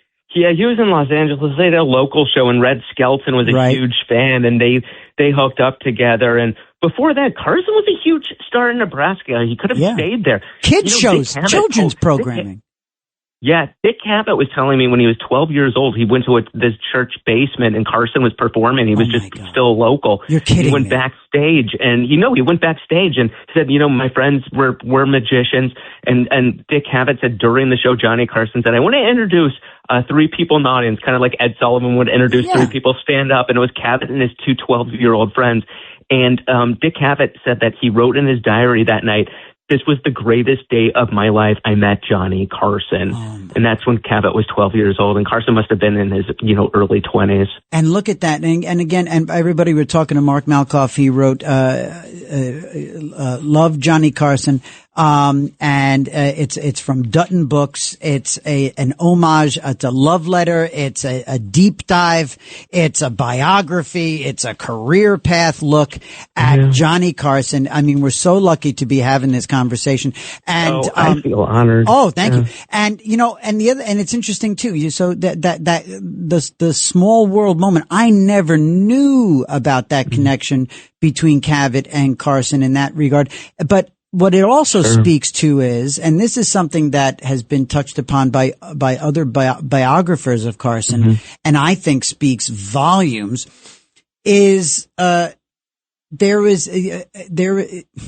the Midwest sensibilities, the Midwestern sensibilities, and also the Midwestern genteel approach. You mentioned Myrtle, the potato chip lady. And by the way, could there have been a better name than Myrtle? Right? You know, the fact that Johnny was deferential and was polite to little old lady. He did not make fun of the guest. Merv Griffin made the mistake of trying to make fun of Tiny Tim, and the audience turned on him. Johnny never made fun of them. And then Tiny Tim, Wedding to Miss Viggy, 1969, 45 million people tune into Johnny's show. Second to the moon landing. That is the power of Johnny, that likability. But I think you're right. He just was he was a polite Midwesterner. He could get risque, but it was still Johnny. And people were going into his home and he was hosting them, and he was just the best possible host in terms of his skill set and his demeanor. And Mark, also that sensibility, that Midwestern genteel, aw shucks, that also helped him be, it informed his approach to celebrities. It informed his approach to authors. It informed his approach to people like Myrtle, the chip lady, and also children. Some of the most golden, amazing, organic TV moments for Johnny Carson happened with kids. He would put his hand in it, he would put his face in the palm of his hand and kind of, make himself a little bit smaller. If anybody, you know what I mean? Johnny would sort of subconsciously, another thing I would, and it only just occurred to me as I'm saying this, Mark, but there were times when Johnny would sort of put both hands on the desk and he'd sort of lower himself a little bit right to the eye level of the guest, especially if it was a child or an older person, or he just knew how to get everything out of that guest and make them comfortable and let them be them. That's what it is. It was being comfortable and forgetting there were cameras. He had this skill set with Elizabeth Taylor, who for 30 years avoided the show, finally went on Johnny's last year, and was instantly shocked how Johnny just made her feel comfortable. He could do that. There was just an aura about him. There was an energy. Johnny would save his energy. He wouldn't really interact with people. He wouldn't have lunch with people on a show day.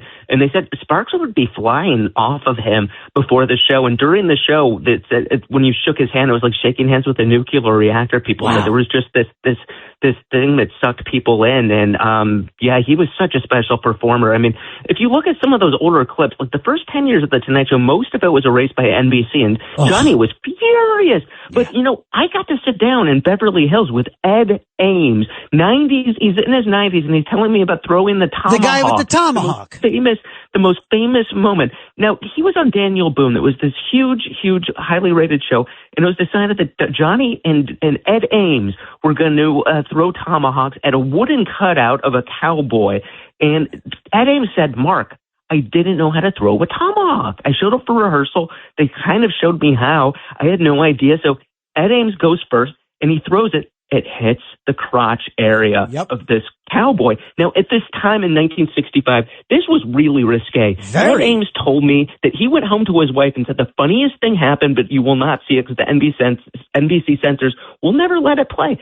Now, Johnny, in his brilliance, did two things. One, he told the NBC censors, "You were airing this," and he put his foot down. Second, he asked for a copy of the tape just because he knew that it was gold, and he didn't know that NBC would tape over it, but he kept a copy, and that's why it exists. But Johnny went into Jack Benny mode, which is that Ed Ames went to retrieve the tomahawk. Yes. And Johnny just subtly just grabs his arm and holds Ed Ames back. And it's a minute. It's and you read his lips. And you read his lips. Johnny says, no, you're not going to get that tomahawk. No. To this day, it's still considered it's the longest sustained laughter by an audience. To this day, it's still the longest laugh. And his punchline and his ad lib, Johnny's ad lib. Oh yeah. When he stands there. Didn't know you were Jewish. Stands there, rubbing the two blades together. Yeah. And I mean, can you imagine? I would love to have been a fly on the wall in Johnny's brain as he was deciding what line am I going to. I mean, oh my God, Mark, that really was the confluence. That was really actually maybe the three greatest moments three of the greatest moments in one moment. A, the tomahawk landing where it did. B, Johnny having the wherewithal to grab him and say, no. And then C, the ad lib, I didn't know you were Jewish.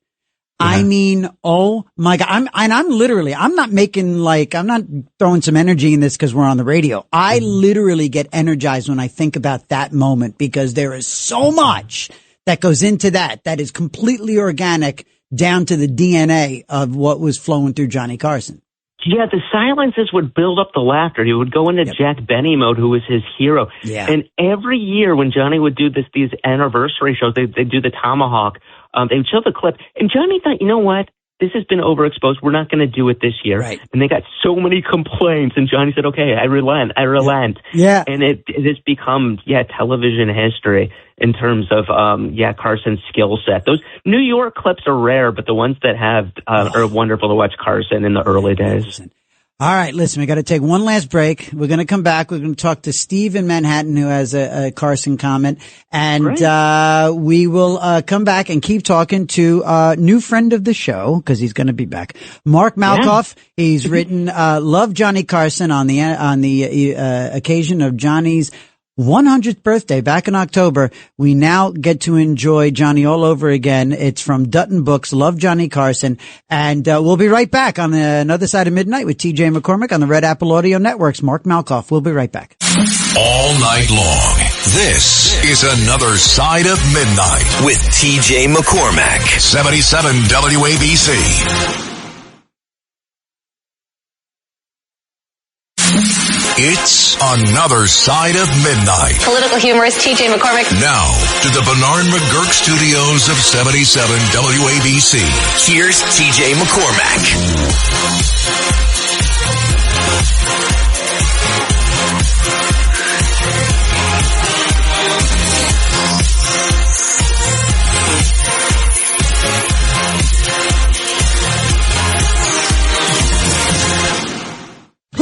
I'm asking you. I'd be a terrible lawyer because I don't know the answer to this question. Who were some of Johnny's Did any of Johnny's writers later go on to? I mean, who would ever probably leave that writer's room? But did any of them ever come out and go on to other things that were ever notable or? Yeah, Al Jean and Mike Race did with The Simpsons. They were producers of The Simpsons for years. Ed Weinberger went on to do Taxi, Mary Tyler Moore, Amen. David Lloyd did Mary Tyler Moore. Mulholland Berry, those were Johnny's prize writers, and they stayed. Jim Mulholland and Michael Berry, and they were right for Johnny on the Oscars as well. Wow, they were there for him with like 20 years, and they were with Letterman for like 20 years. I do want to mention when Johnny would host the Oscars, he was the only host in the history of the Oscars. No cue cards, no teleprompter. He would memorize every joke in his head, and he would edit. Based on what the audience was laughing, he could go in his head and then roll the dice in his mind. The skill set that this man had was unbelievable. It wasn't enough to go to Russia in 1990. He had to take 4 months of classes so he could go to Russia and have conversations, and everyone was blown away. He was on another level. He was absolutely on another level. Let's go to Steve in Manhattan. Steve, line 3. Good morning. Welcome to Another Side. You're on with Mark Malkoff. Gentlemen, this show is an amazing topic. I'll tell you, before Carson, we know there was Jack Parr, and of course, Steve Allen, who was a very funny guy who did it in reverse. He went back to radio near the end. Carson is a unique individual. I would say that. And I wouldn't be surprised if a very young Jay Leno and very young Dave Letterman might have helped with some of the joke writing for Carson, because he had a lot of writers back then. The jokes were funny. And the thing about Carson was he's before the internet. Mm-hmm. Cable TV is taken off, but he's holding his own. But Carson had animals on, professional athletes. He made these guys feel comfortable. But the thing is, some of them are very funny and they're on the internet.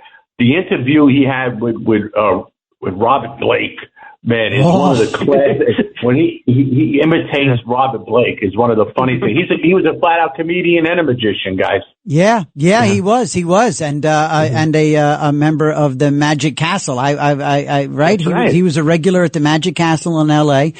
He would do close-up magic, as they call it, manipulation, close-up magic. Let's get over to Silas in Staten Island. Silas, good morning. Your Carson comment.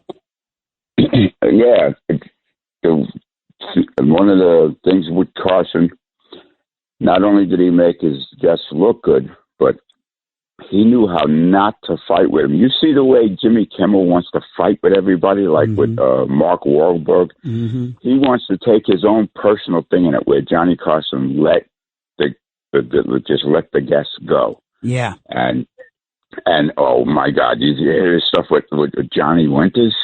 Mm-hmm. And things like that. Oh, and you notice, I always put politics in it, but you notice how the left has no comedy and they have no humor. Right. I mean, they have comedians from the left who are, like Kimmel, like, Fallon and all of them. But Silas brings up a good point, Mark Malkoff. And that is something that's come up on this show previously, because here we've talked about a lot, in the Kimmel thing after Charlie Kirk's assassination. We made a lot of comment here about how, and we played the clips of him with, Barbara Walters and other interviews Mike Wallace. Where he said, I'll let you say, what was Carson's approach to that? Johnny just felt that the audience wanted at 11:30 that are going to bed with him. They wanted to be entertained, and they did not want his political opinions. And he said, "Why would I give my political opinions? I'm going to alienate half my audience." Right. Johnny, just whoever was in authority and president, he would do jokes and make fun of them. Gerald Ford revealed that he really was.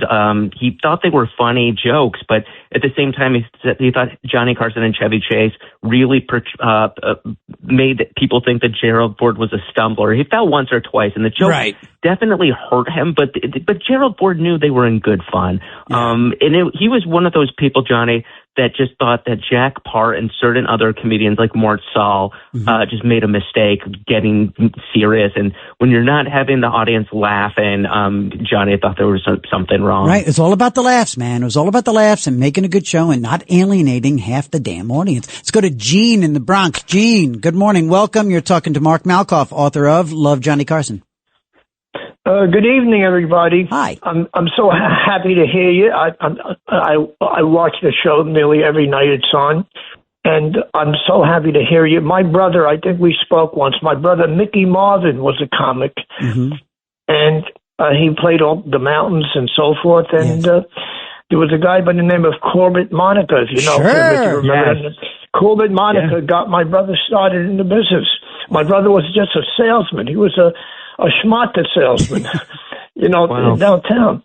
And I used to, I think it was fairly good. And I just wanted to mention the name again. I think we spoke once Yes, before. we did, Gene. And I looked up your brother, Mark. You got to look up Mickey Martin is his name. And you got to take a look there. So you'll actually find some newspaper ads from the mountains, and also a couple of ads for Gene's brother Mickey, his comedy album. You got to take a look. Listen, Mark, I got to jump, buddy. It's been so much fun. Oh, dude! First of all, you're gonna come back. I want to talk comedy, and next time you come over the river. Come on in and come over here to 77 and you'll spend time, you'll sit, we'll talk. And everybody go to find Love Johnny Carson. It's from Dutton Books. It's available everywhere books are sold. Clearly, and it 'tis the season, clearly a great gift for just about anybody who consumes any media, television, entertainment, comedy. If you have a comedy fan, get him this book and get him the audio book. Mark recorded it himself over 5 days. Mark, this has been the pleasure that I thought it was going to be times 10. Thank you so much, and thank you for this book. Yeah, thank you, sir. We'll talk soon. Definitely, buddy. Definitely. I'm grateful. Take care. Same here, buddy. There goes Mark Malkoff. Love Johnny Carson. And I ask everyone to please join Red Apple Audio Networks, AARP New York City, the Police Athletic League, Gristides and D'Agostino supermarkets, and nationwide imaging services as we deliver holiday meals to more than 5,000 families across the city. Go to redappleaudionetworks.com/turkey. This holiday season, help the Red Apple Audio Networks feed those in need. Your donation helps put a meal on the table of a family in need. That's redappleaudionetworks.com/turkey. I tell you what, gang, I know there's a couple people online. We're going to pick it up when we come back. Mark Malkoff, we touched on an eighth, and it's a testament to the guy, to the subject matter. 30-something years, 33 years did he do, Carson? And he was so sublime and so good. And this really isn't just like Carson worship. This is like a study in how to communicate. And this is a look at an entire era, not of American broadcasting, but of America. Johnny Carson was at the wheel through some of the most amazing years in the history of the United States. And that conversation with Mark Malkoff, and there's going to be another one because there just has to be. So, thank you again to Mark, who's now a new friend of the show. And thank you to all you guys for listening and, being a part of it as well. When we come back, we'll talk to you. Yeah. 1-800-848-9222. It's Another Side of Midnight with me, TJ. On the Red Apple Audio Networks. When we come back, we'll talk to everyone on the line, and we will get to Asaf Romorowski, talk a little bit about how tough guy Benjamin Netanyahu is giving a virtual finger to Mayor-elect Mamdani, saying, yeah, I dare you to arrest me. All right, gang. Merry Christmas. Happy Hanukkah. We're coming right back. It's Another Side of Midnight, 77 WABC.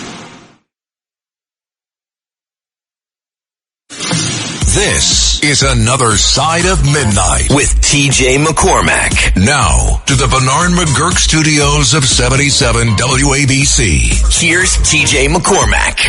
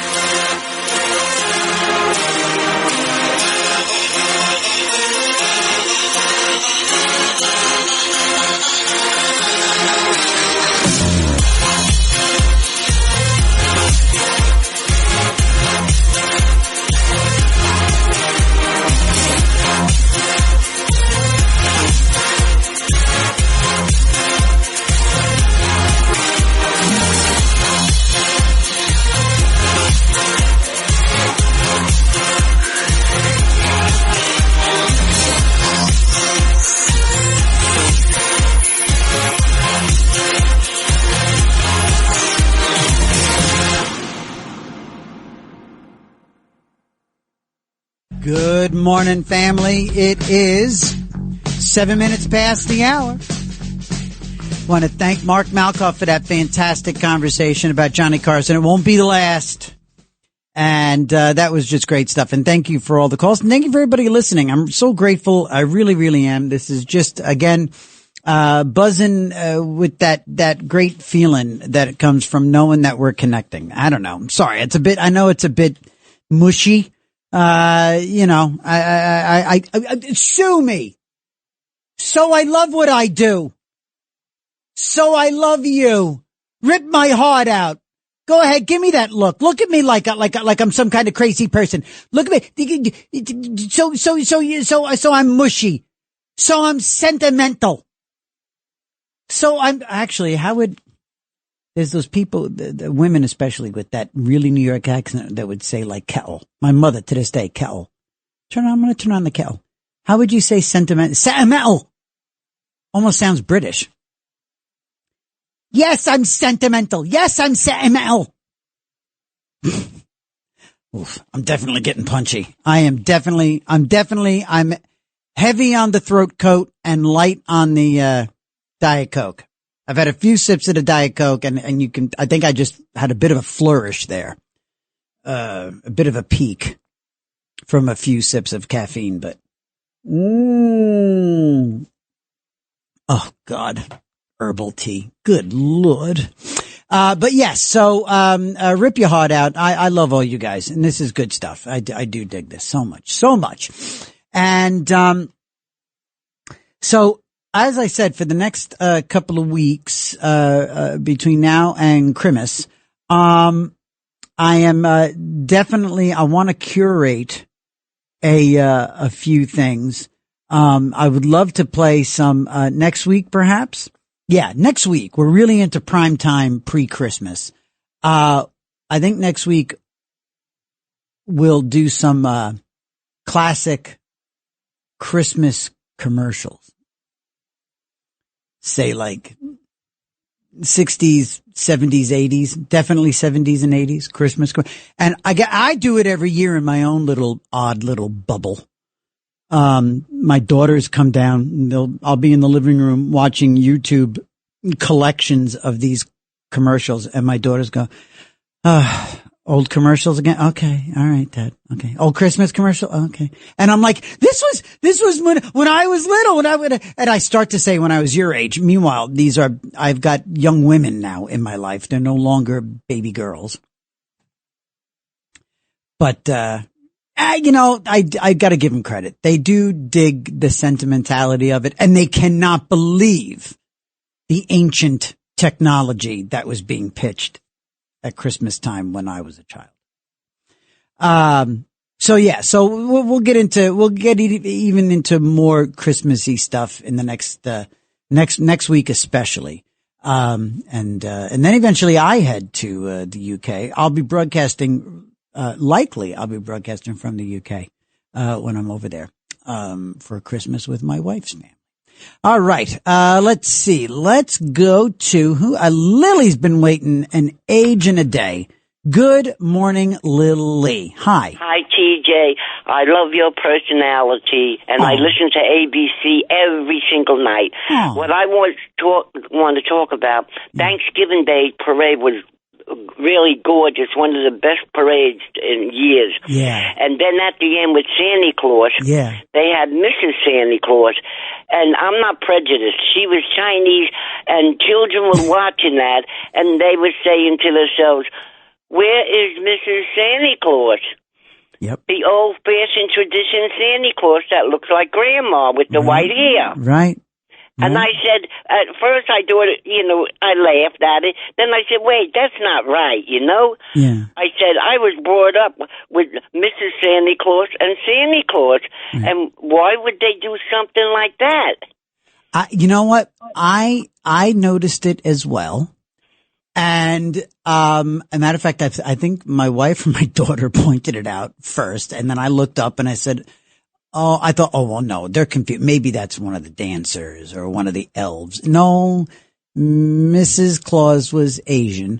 Lily, it's progress.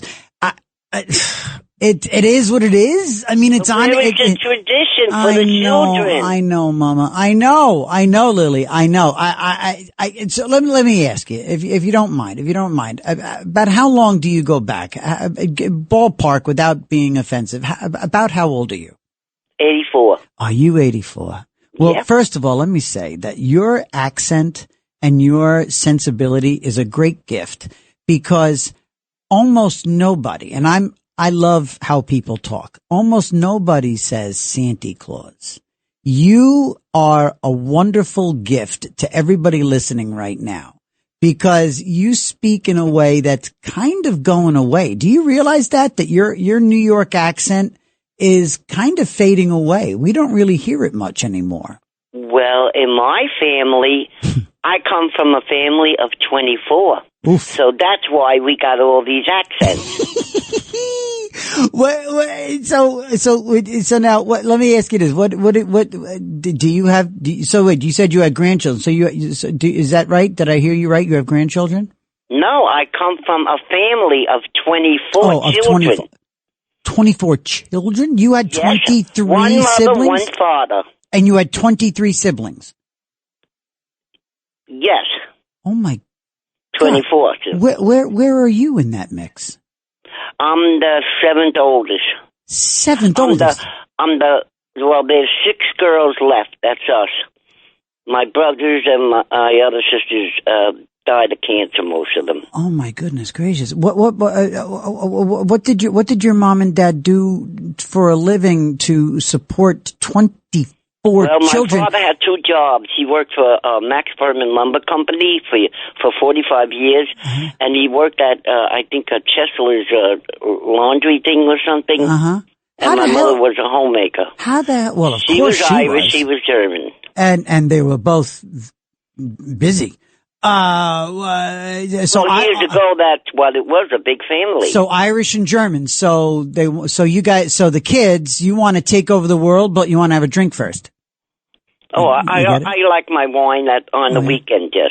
Oh, lovely. And so, oh my goodness. And what did you do for a living, as you went through life? Well, let me see. I was a full-time mother, and then I also did, a lot of babysitting. I babysitted for 2 girls for 15 years, and I watched my nieces and that off and on, like. And so my grandson now. Yeah. I have a grandson, and I watched him for from a baby to 12 years old. Then he was, on his own going to school. Yeah. Of course.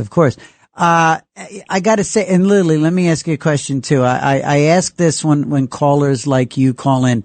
Are you listening to this program? Do you listen to WABC on an actual radio, on like a transistor radio? No, my plug-in radio. Your plug-in, but you're listening on an actual radio, not like on a cell phone or something like that. No. Magic. I listen every single night to ABC. That's how I relax. Magic. When I go to bed. Magic. I'm telling you, Lily, this is a lifelong dream to be on 77 WABC. And I grew up listening to talk radio with my grandmother in the Bronx and my mom, and we would listen in the kitchen on a real radio. And I would hear callers like you call up and talk to Barry Farber and Barry Gray and all the greats. And it's an honor to know that you're listening to me. I really mean that. Thank you for listening to this show and for calling up. And I love that you were listening to me. I was so happy, because I had to get that off my mind. It really bothered me. Oh, well, now you can sleep, right, Mama? Yeah, well, I relax, sleep. You relax. Well, on and off, like. I doze and then I wake up again. I don't want to miss any of ABC. I love it. Oh, you're the best. All right. Lily, make sure you call me back before Christmas, okay? I will. Thank you. All right, love. Good night. Okay. God bless us all, and Merry Christmas. Amen. There goes Mrs. Santa Claus. Is that you, Santa Claus? Also in Queens, right there. I think we'll all adopt her as Mrs. Santa Claus. Santa Claus. Is that magic, gang? Is that magic? That beautiful voice? That classic New York accent? Oh, Maron, what a gift. Let's get to Rick in New Jersey. Rick, good morning, brother. Yes, good morning, TJ. Hey. First of all, the Raccooni family sends their best regards. Rick, I'm sitting here looking at your name with one eye open going, this son of a gun is gonna, okay, good. The Raccooni family, lovely. They all give me, oh, wait, where'd he go? Did he say something naughty? Oh, he dropped. Okay, well, you're welcome to, there he is. There's Rick. He's back.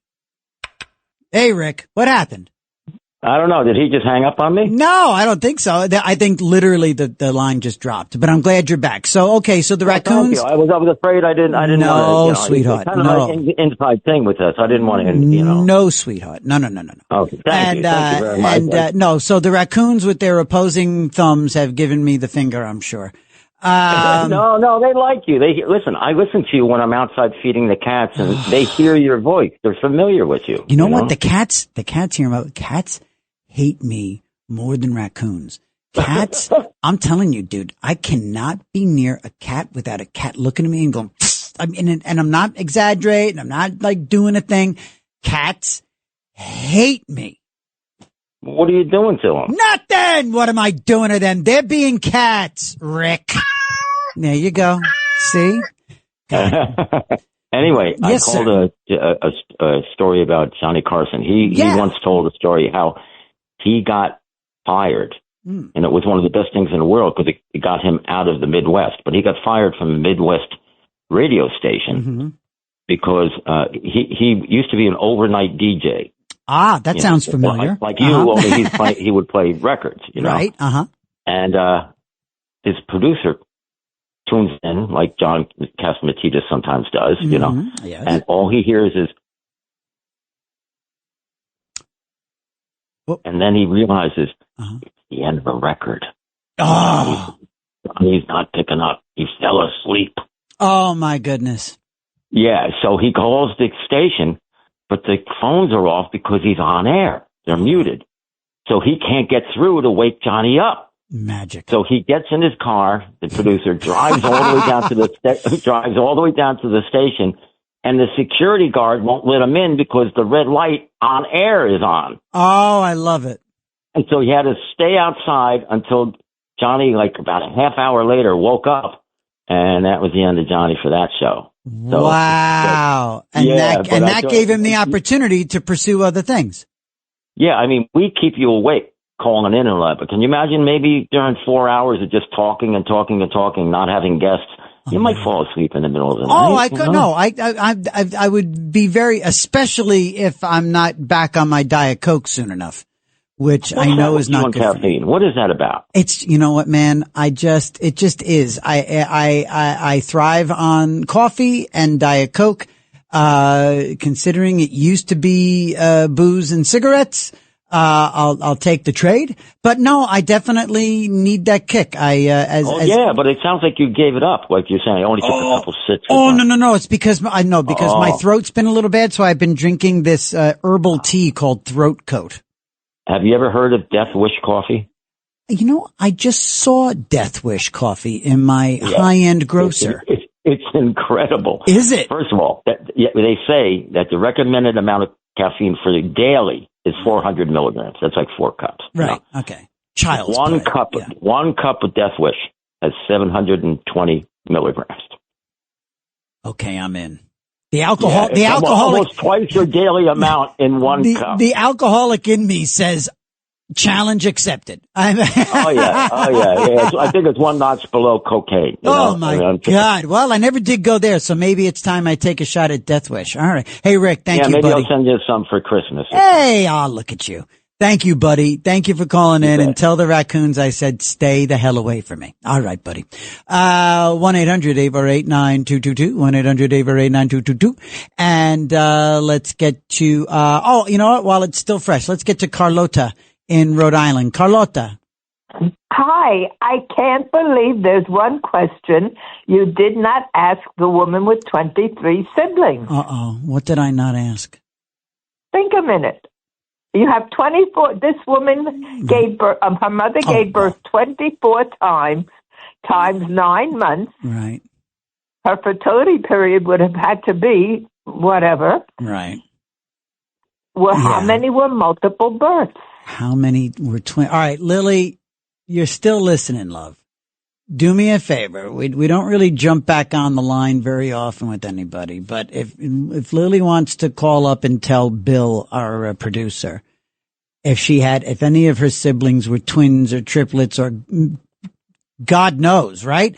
Now, Carlotta, I had a version of a question, not that question. That would have been the go-to question, because really, how in the hell do you have time? I've never heard of that many children. I've never heard of that many children. Well, the woman would have had to be fertile for like 40 years, the mother. Yeah. I mean, there's a certain number of months, after the pregnancy and whatever. Right. I mean, even Mormons take a vacation every now and then. Well, let's see. It'll be interesting. Thank you for taking my call. Carlotta, thank you very much for listening and paying attention. Thank you, love. Okay. Thank you very much. Merry Christmas. I got to get into the habit of saying Merry Christmas at every phone call. I want to make sure we do that. Let's see. I know Bill is jumping back and forth over here. Bill, can you give me Richard on line 5? Good morning, Rich. Hey, 2 in a row. My girlfriend is friends with a woman who did the skits with Johnny Carson. Her first name is Phyllis. Can I say her last name? She's a public person? No, not now, no. Well, wait, I'm sorry, what did you say? Your girlfriend? Tell me. My girlfriend's friends with a woman. They sold real estate together in Mendham. She did the skits with Johnny Carson, with the sexy woman. I know the name. Well, yes. No, go ahead. Yeah, no. Can I tell her last name? Yeah. Phyllis Sheldon, her name. Right. Okay. She was a body double for Liz Taylor and Cleopatra. Wow, huh? And she lived in Flanders. I wonder if he interviewed her. If Mark is listening, and if he's not, I'm going to send him a note if he ever interviewed Phyllis. And she's a very attractive woman, still funny as heck. Yeah. And she, I tried to Google her to see if they had any of the skits online, but I can't find them for some reason. Yeah. And who were the other sexy woman they had with the? There was, you know what? As you're saying it, when you said Phyllis, my. You know Phyllis? You know No. I bet. But the other one was, I'm going to Google it when we go to break, because I do know her name. It was something. I do know it. It's a name that every time she was blonde and she was. Yeah, she would sit down sometimes. Yeah. Is that the one you're talking about? Yeah, and she was always in the... big eyes. She had the big eyes. Yeah, always. Big eyes, yes. She had huge eyes. We looked at them, yes. Big round eyes. Thank you, Richard. Thank you, buddy. 1-800-848-9222. And gang, once again, I want you to please join Red Apple Audio Networks, AARP New York City, the Police Athletic League, Gristedes and D'Agostino Supermarkets, and Nationwide Imaging Services as we deliver holiday meals to more than 5,000 families across the city. Go to redappleaudionetworks.com/turkey. And this holiday season, help the Red Apple Audio Networks feed those in need. Your donation helps to put a meal on the table of a family in need. That's redappleaudionetworks.com/turkey. We shall return after this break right here on Another Side of Midnight with me, TJ McCormack, on the Red Apple Audio Networks. All night long. This is Another Side of Midnight with TJ McCormack, 77 WABC.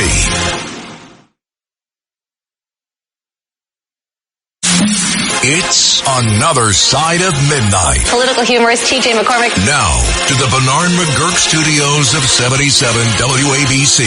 Here's TJ McCormack.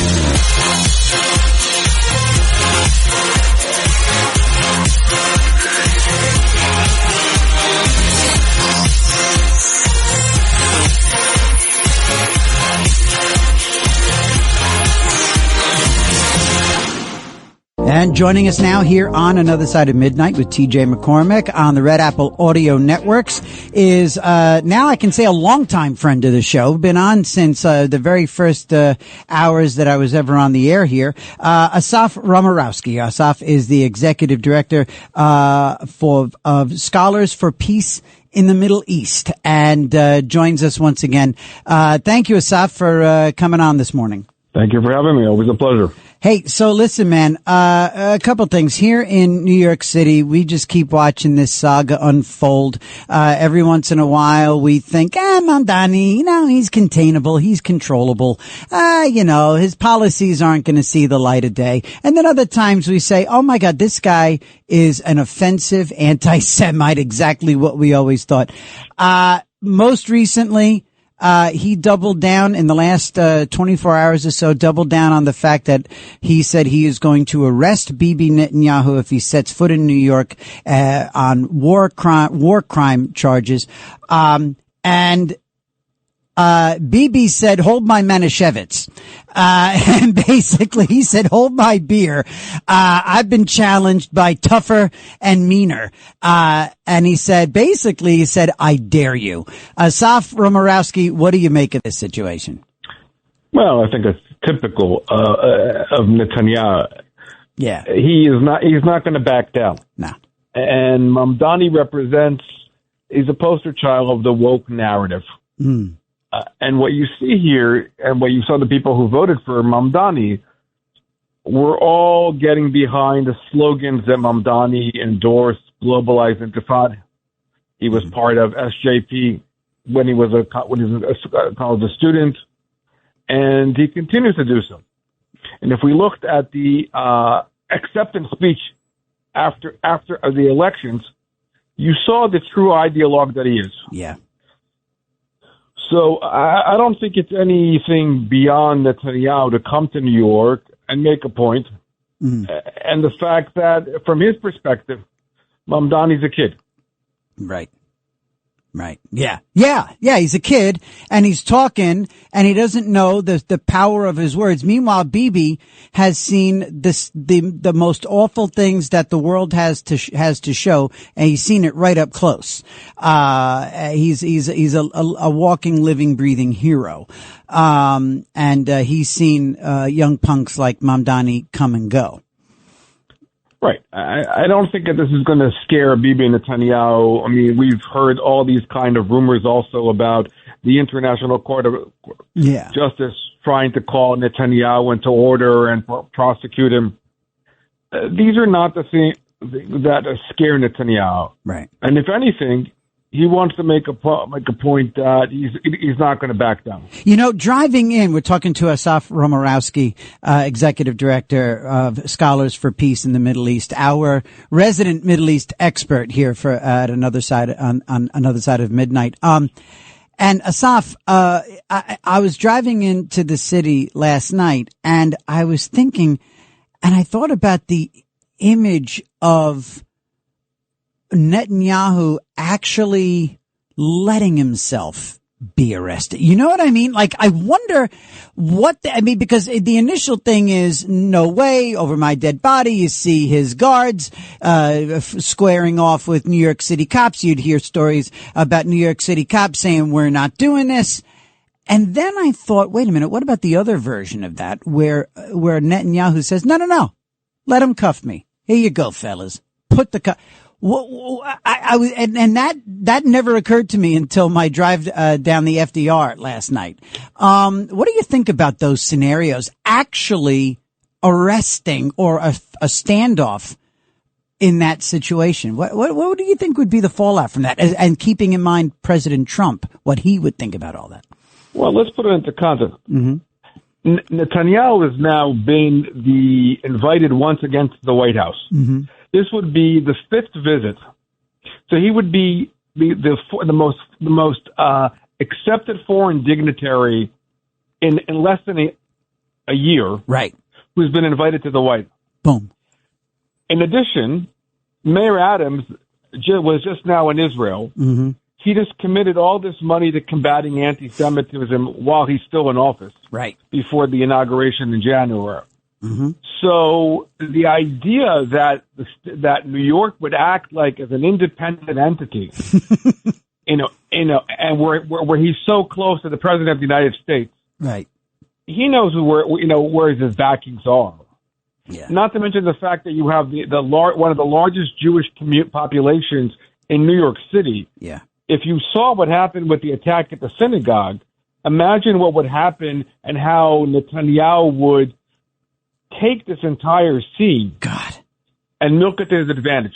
Could you imagine? Could you imagine that? In addition to the fact that you have the United Nations, not a friendly entity to the state of Israel or the Jews, a bastion of anti-Semitism, you would see all this happening in New York City.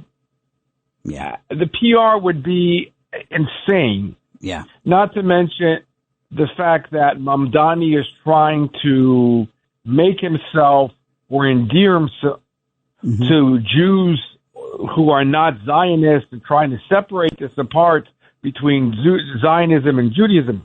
Right. Yeah. No, it would be a debacle. It would be a debacle. And I think, and I can only imagine, can you imagine Trump? You know, he would lose his mind if Mamdani. I just think, I tell you what, I'm almost rooting for it, for something like this to happen. I really am, because it could very well be the undoing of Mamdani very early in his tenure. We're talking to Asaf Romarowski. He is the executive director of Scholars for Peace in the Middle East. And, Asaf, the other thing I wanted to check in on a little bit is, you know, they say a broken clock is correct twice a day. And in that spirit, we've got Hillary Clinton. It was an article just the other day where Hillary Clinton was blaming social media for radicalizing young Americans against Israel and talking about it being all pure propaganda. I guess if there's one thing that we can like about Hillary Clinton, it seems that based on that sort of thing, she still has Israel's back. She's kind of old school American leadership, no? Yeah, I mean, I think the Clinton represents an older part of the Democratic Party that doesn't exist anymore. Also, a generational part that grew up with the idea that Israel and U.S.-Israel relations are a cornerstone of a Democratic Party. I mean, she's not wrong about the impact of social media. Right. But the fact of the matter is how the Democratic Party and leftist progressive groups have abused social media. Yeah. And we live in an age of infotainment, so facts don't matter. Right. However, I mean, you've seen it also on the far right and on the far left. The ideology and the anti-Semitism and the anti-Israelism is not new. What is new is the rapid fire that's coming in repackaging under social media. And that is indeed a dangerous aspect, not to mention amplified now with AI. Yeah. Because the AI is also deriving its data from websites like Wikipedia and TikTok. So they're already buying into a fallacious narrative. Yeah. Yeah. No, that's true. It is. It's being glorified. It's being glamorized. It's being enhanced. Absolutely. And the other day, again, earlier in the week, I believe it was in New York City, or was it late last week? We saw angry, violent language, disgusting protests outside yet another, synagogue, here in the city. It just doesn't seem, it seems so surreal. It just doesn't seem real in 2025 that we're seeing this and that it's being enabled by elected officials, in the United States of America. And by enabling, I mean, even just by not commenting and turning a blind, I'm trying to think of the last time I heard Chuck Schumer come out, angrily shaking his fist like he does at Donald Trump at these, anti-Semites roaming the streets of New York City. No, they've enabled all of this. I mean, I think that we know without a shadow of a doubt that words have consequences. Yes. Globalizing intifada. Yep. Resistance by all means necessary. Right. We saw the murders of the young staffers at the Israeli embassy in Washington. Yep. You saw the attacks in Colorado. We see the attacks at the Tree of Life that happened back in 2016. You see all of these things happen. Yeah. So, I mean, words have consequences.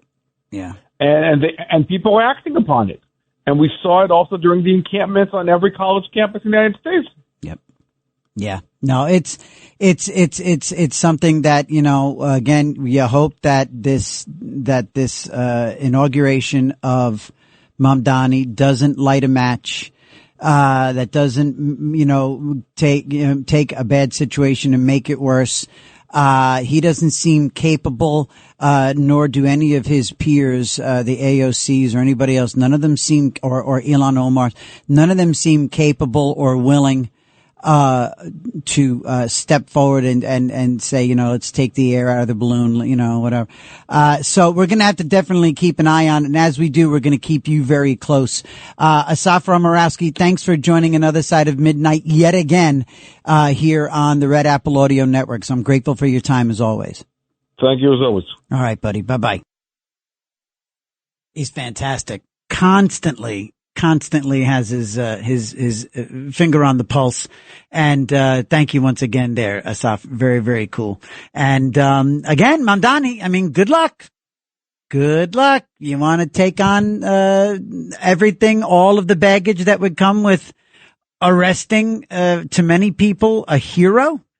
I mean, anyway, you know what? And, I think who is, let me see. It was John in Reno wanted to talk about Netanyahu coming here. Hey, John, how are you? Been a while. I'm good, TJ. Good to talk to you again. And you, buddy. Good morning. Good morning. You know, I'll tell you, I lived in Frisco for 20 years. I was at City Hall several days a week. I know the far left real well. I know them real well. Yeah. Mamdani will arrest Netanyahu, and where we'll go after that, I do not know. I do not know how bail works for the International Criminal Court. Yeah, I wonder. That is beyond my level of expertise. Yeah. But what I can tell you is that these people are really upset. And one of the things that Americans have trouble understanding, due to the media not really covering it here in America, like they do in Europe, Asia, and Africa, is the whole problem centers around what's going on in the West Bank. You know, Gaza in October 7th happened, but the far larger problem that stands in the way is the West Bank. Right. The people of San Francisco want the 800,000 refugees that Israel has settled in the West Bank to leave the West Bank. Right. That is what they are ultimately demanding. And that's not really covered here in American media. Yeah. That is going to be a huge stumbling block that will have to be negotiated at some point. Yeah. And I guess it's not sexy. It's not as riveting as the rest of the saga. And it is that stumbling point when it really comes down to negotiating and this Trump peace plan and everybody getting on board. That's going to be a massive thing that could ultimately undo all of it. But yeah, no, you're right. This is, you know, where Mamdani might bump into municipal and statewide and legislative issues in terms of his dream policies. His ideology will probably drive him to making that stand and arresting Netanyahu, which again, I want a front row seat for that show. It will be something to behold. Yeah, and you know, and I think too. I mean, Trump, probably both sides of the aisle in Congress and the Senate, and I mean, you know what? This is when we're going to see just how much of a punk Mamdani really is. We're going to see just how much and we'll also see too, just how much Trump will let him play out. Cause Trump is, you know, this is right up his alley. This is where he's more savvy than people give Trump credit for. You know? Yeah, it will. I wonder how long it will be before Netanyahu shows up in New York. Yep. I don't know, baby. I don't know. John, always good to hear from you, buddy. Thank you so much. Let's go to Bruce in Jersey. Bruce has a Mamdani comment. Good morning, Bruce. Bruce, are you there, buddy? Hi there. My name is not Bruce. It's Musa. Oh, Musa. I'm sorry. Okay. You know what? The connection is a little funky, so I can imagine It's all good. It's all good. Good morning. Good morning, Musa. I've been trying. Good morning. I've been trying to get this out. Go ahead. So, Mamdani and the lady that's from Michigan. Yes. Right. You wanted him to lose the election. The first thing you had to ask him was what methodology of Islam that he follows. Because there are there's 73 sets in Islam, just like there's other sets in other religions. Gotcha. But there's 73 sets in Islam. Okay. And, either he's a Sunni or he's a Shiite. If he was a Shiite, which most likely he's something other than Sunni, right. That's why he ran in politics. When the Sunni means the Sunnah. Sunnah means that you're following the religion the way the Prophet Muhammad ﷺ taught it. Right. We have no business in politics. Mm-hmm. At all. Right. We have no opinion. We have no say-so. We cannot run for office because we do not live in an Islamic country. We are living in America, which is Christian-ran country. Mm-hmm. We have no opinion. We shouldn't be running for mayor. We shouldn't be running for Senate. We should not be running for anything. Mm-hmm. Any of that. Right. And if you were to question on his religion and what set he was running under, then it would have killed his whole campaign because everything after that would have been a lie. Wow. And so a lot of the instead of calling him a economist, right, a punk or whatever's out there, whatever negative talk about him is out there, right, should have been killed with a little education about Islam. Yeah. If the people would have had a little bit of education, which we don't hate the Jews. Right. We do not hate the Christians. We do not hate whatever people do in their lives, they do in their lives. We don't hate gay people. Right. Just because we don't accept it in our religion, that don't mean we hate you. Right. Just because your wife is cheating on you, right, that don't mean we want to stone her to death. But now we're not the only religion. We're not the only religion. Yeah. When infidelity came, when the partner cheats on a partner, we're not the only one that did the stoning. Mm. We're not the only religion. There's other religions that have done that. Sure. But we have practiced that? Yeah. We haven't been practicing that. So let me ask you this, Musa, and thank you for calling in, by the way, and thanks for hanging on. My question is though, when we see these news reports and we see these, sort of, these videos that come in and we understand about stonings and beatings and you hear the rhetoric about throwing gay people off the roofs of it. What sect is that? No. But now you're saying we, and we yet. No, because I'm Muslim. No, I understand. No, I understand. But you had, and I was born in America. Right. I was born in America. I was born in Jersey. Right. Right. And I'm Muslim. Right. Gotcha. So just because I come out of a basement, if I'm working, I come out of the basement and I see two guys kissing, I frown upon it. You don't grab them. I don't make faces. Right. You see what I'm saying? I don't make faces. I don't look at them, spit at them. Yeah. You this, you're that. We don't do that. But isn't it now? So let me ask you this: when you were watching the these protests and stuff here in New York, say at Columbia University and other colleges. No. Wait. Let me ask. So you saw that. What do you think when you see some white suburban, like nondescript, non-religious kid wearing a keffiyeh shouting things at Jewish students? What do you think when you see that? Do you want to kick that kid's ass too? It's ignorance. It's ignorance, isn't it?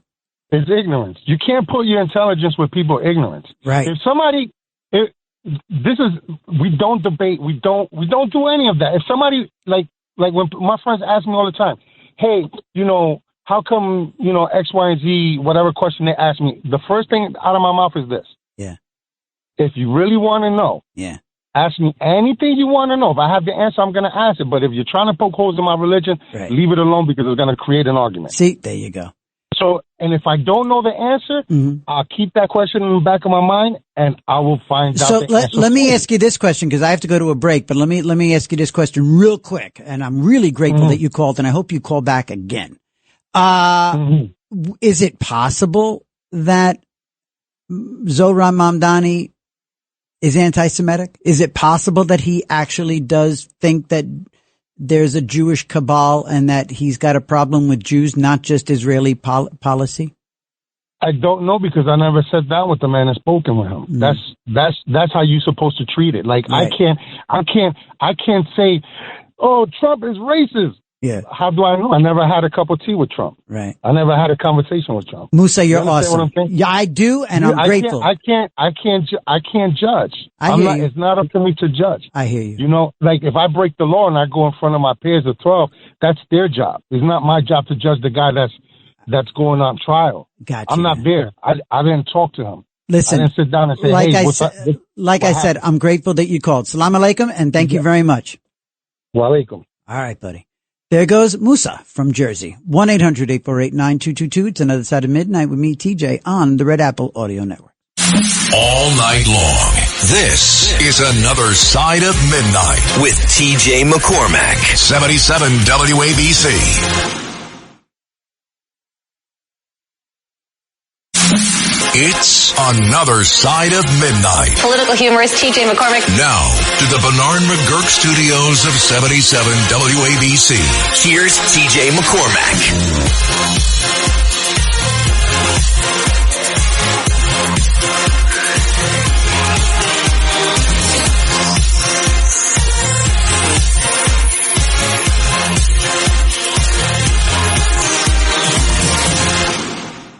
Coming up on the top of the hour here on a Sunday morning. I have loved these last 3 hours.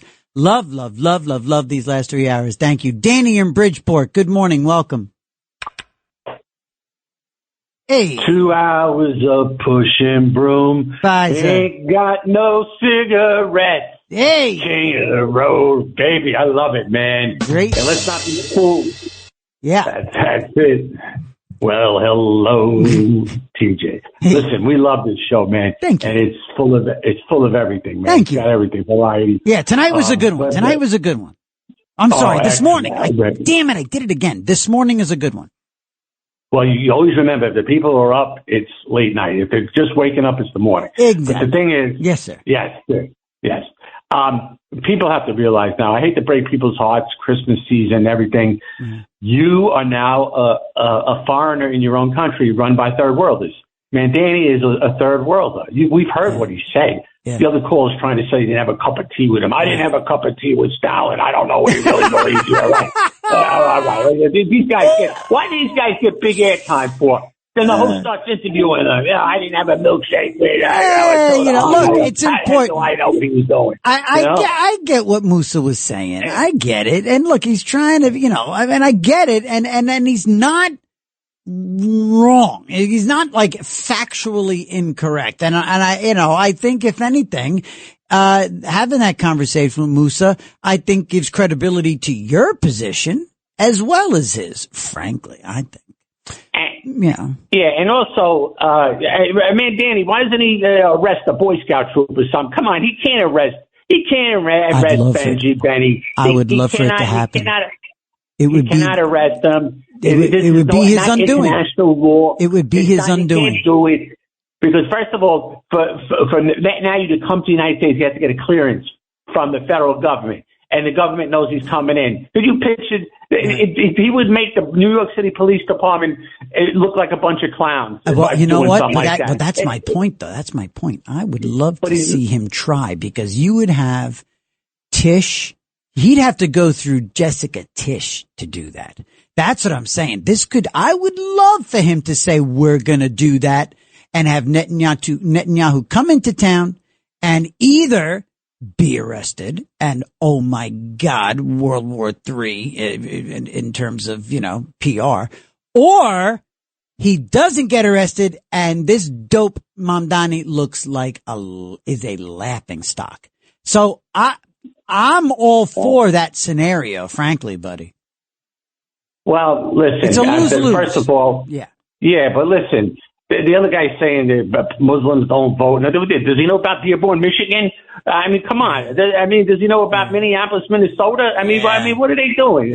You're right. This is nonsense what comes on the air. Listen, Omar and Cortez, Alex Cortez, Bronx, Westchester, wherever, they're going to be in charge of the nuclear arsenal and the biggest one in the world when they totally take power in this country. The country's being flooded. If you come here legally, you should wear a dunce cap. And what about our Ireland being invaded? Right. I think the British government is letting them go through Northern Ireland and purposely probably to beat Danny, I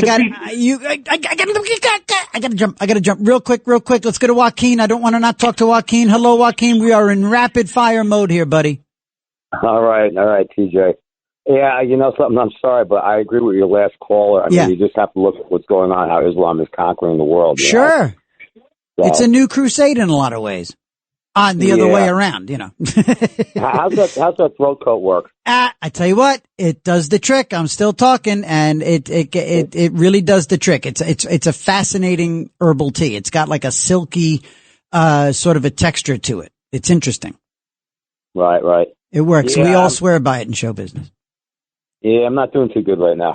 Yeah, no, well, listen, I know you and I are in touch, elsewhere. So, maintain the contact and, Godspeed to you, buddy. But we'll talk, okay? And, here we go. Mr. Rimshot, 5678. Here he is. TJ. Hey. I woke up this morning, I had them Statesboro Blues. Woke up this morning, had them Statesboro Blues. I'll tell you what, man. That's right. Rimshot again with the symbol, Zildjian symbol. Boom. Again, thank you. Yeah. All right. You know, this Bandami, I don't know if it was one of his comrades or one of his cousins or friends, but this was part of his mantra. Okay. New York deserved 9/11. Really? Mm-hmm. I think I told you before. I knew 5 people who died 9/11. I volunteered 3 weeks later, a day I'll never forget. Right. And you know what, TJ, always good to listen for 2 nights of the week. And so happy, me and others, that you kicked that knucklehead off the air from a white plane. He's Gonzville, baby. He's Gonzville. I got to go. Gang, what a great night. Thank you to everybody who called and participated. Mark Malkoff and Asaf Romarowski. The book is Love Johnny Carson from Dutton Books.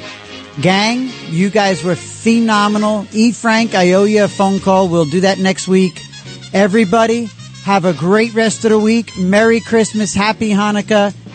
And I will talk to you next week. Until then, this is TJ McCormack, Another Side of Midnight, Red Apple Audio Networks. I wish you all the luck in the world. Merry Christmas. It's Another Side of Midnight, 77 WABC. Looking for financial insights you can trust? How do you protect yourself as an investor? What's the strategy? I think it's really simple. I think you just want to be diversified in your portfolio. The Payne family brings real-world experience to every conversation. Well, I think that's the problem right now, is right, a lot of people that are close to retirement, they're taking so much risks. And if we do get a big sell-off, it could derail their retirement. Listen to the Pain Points of Wealth on the Red Apple Podcast Network.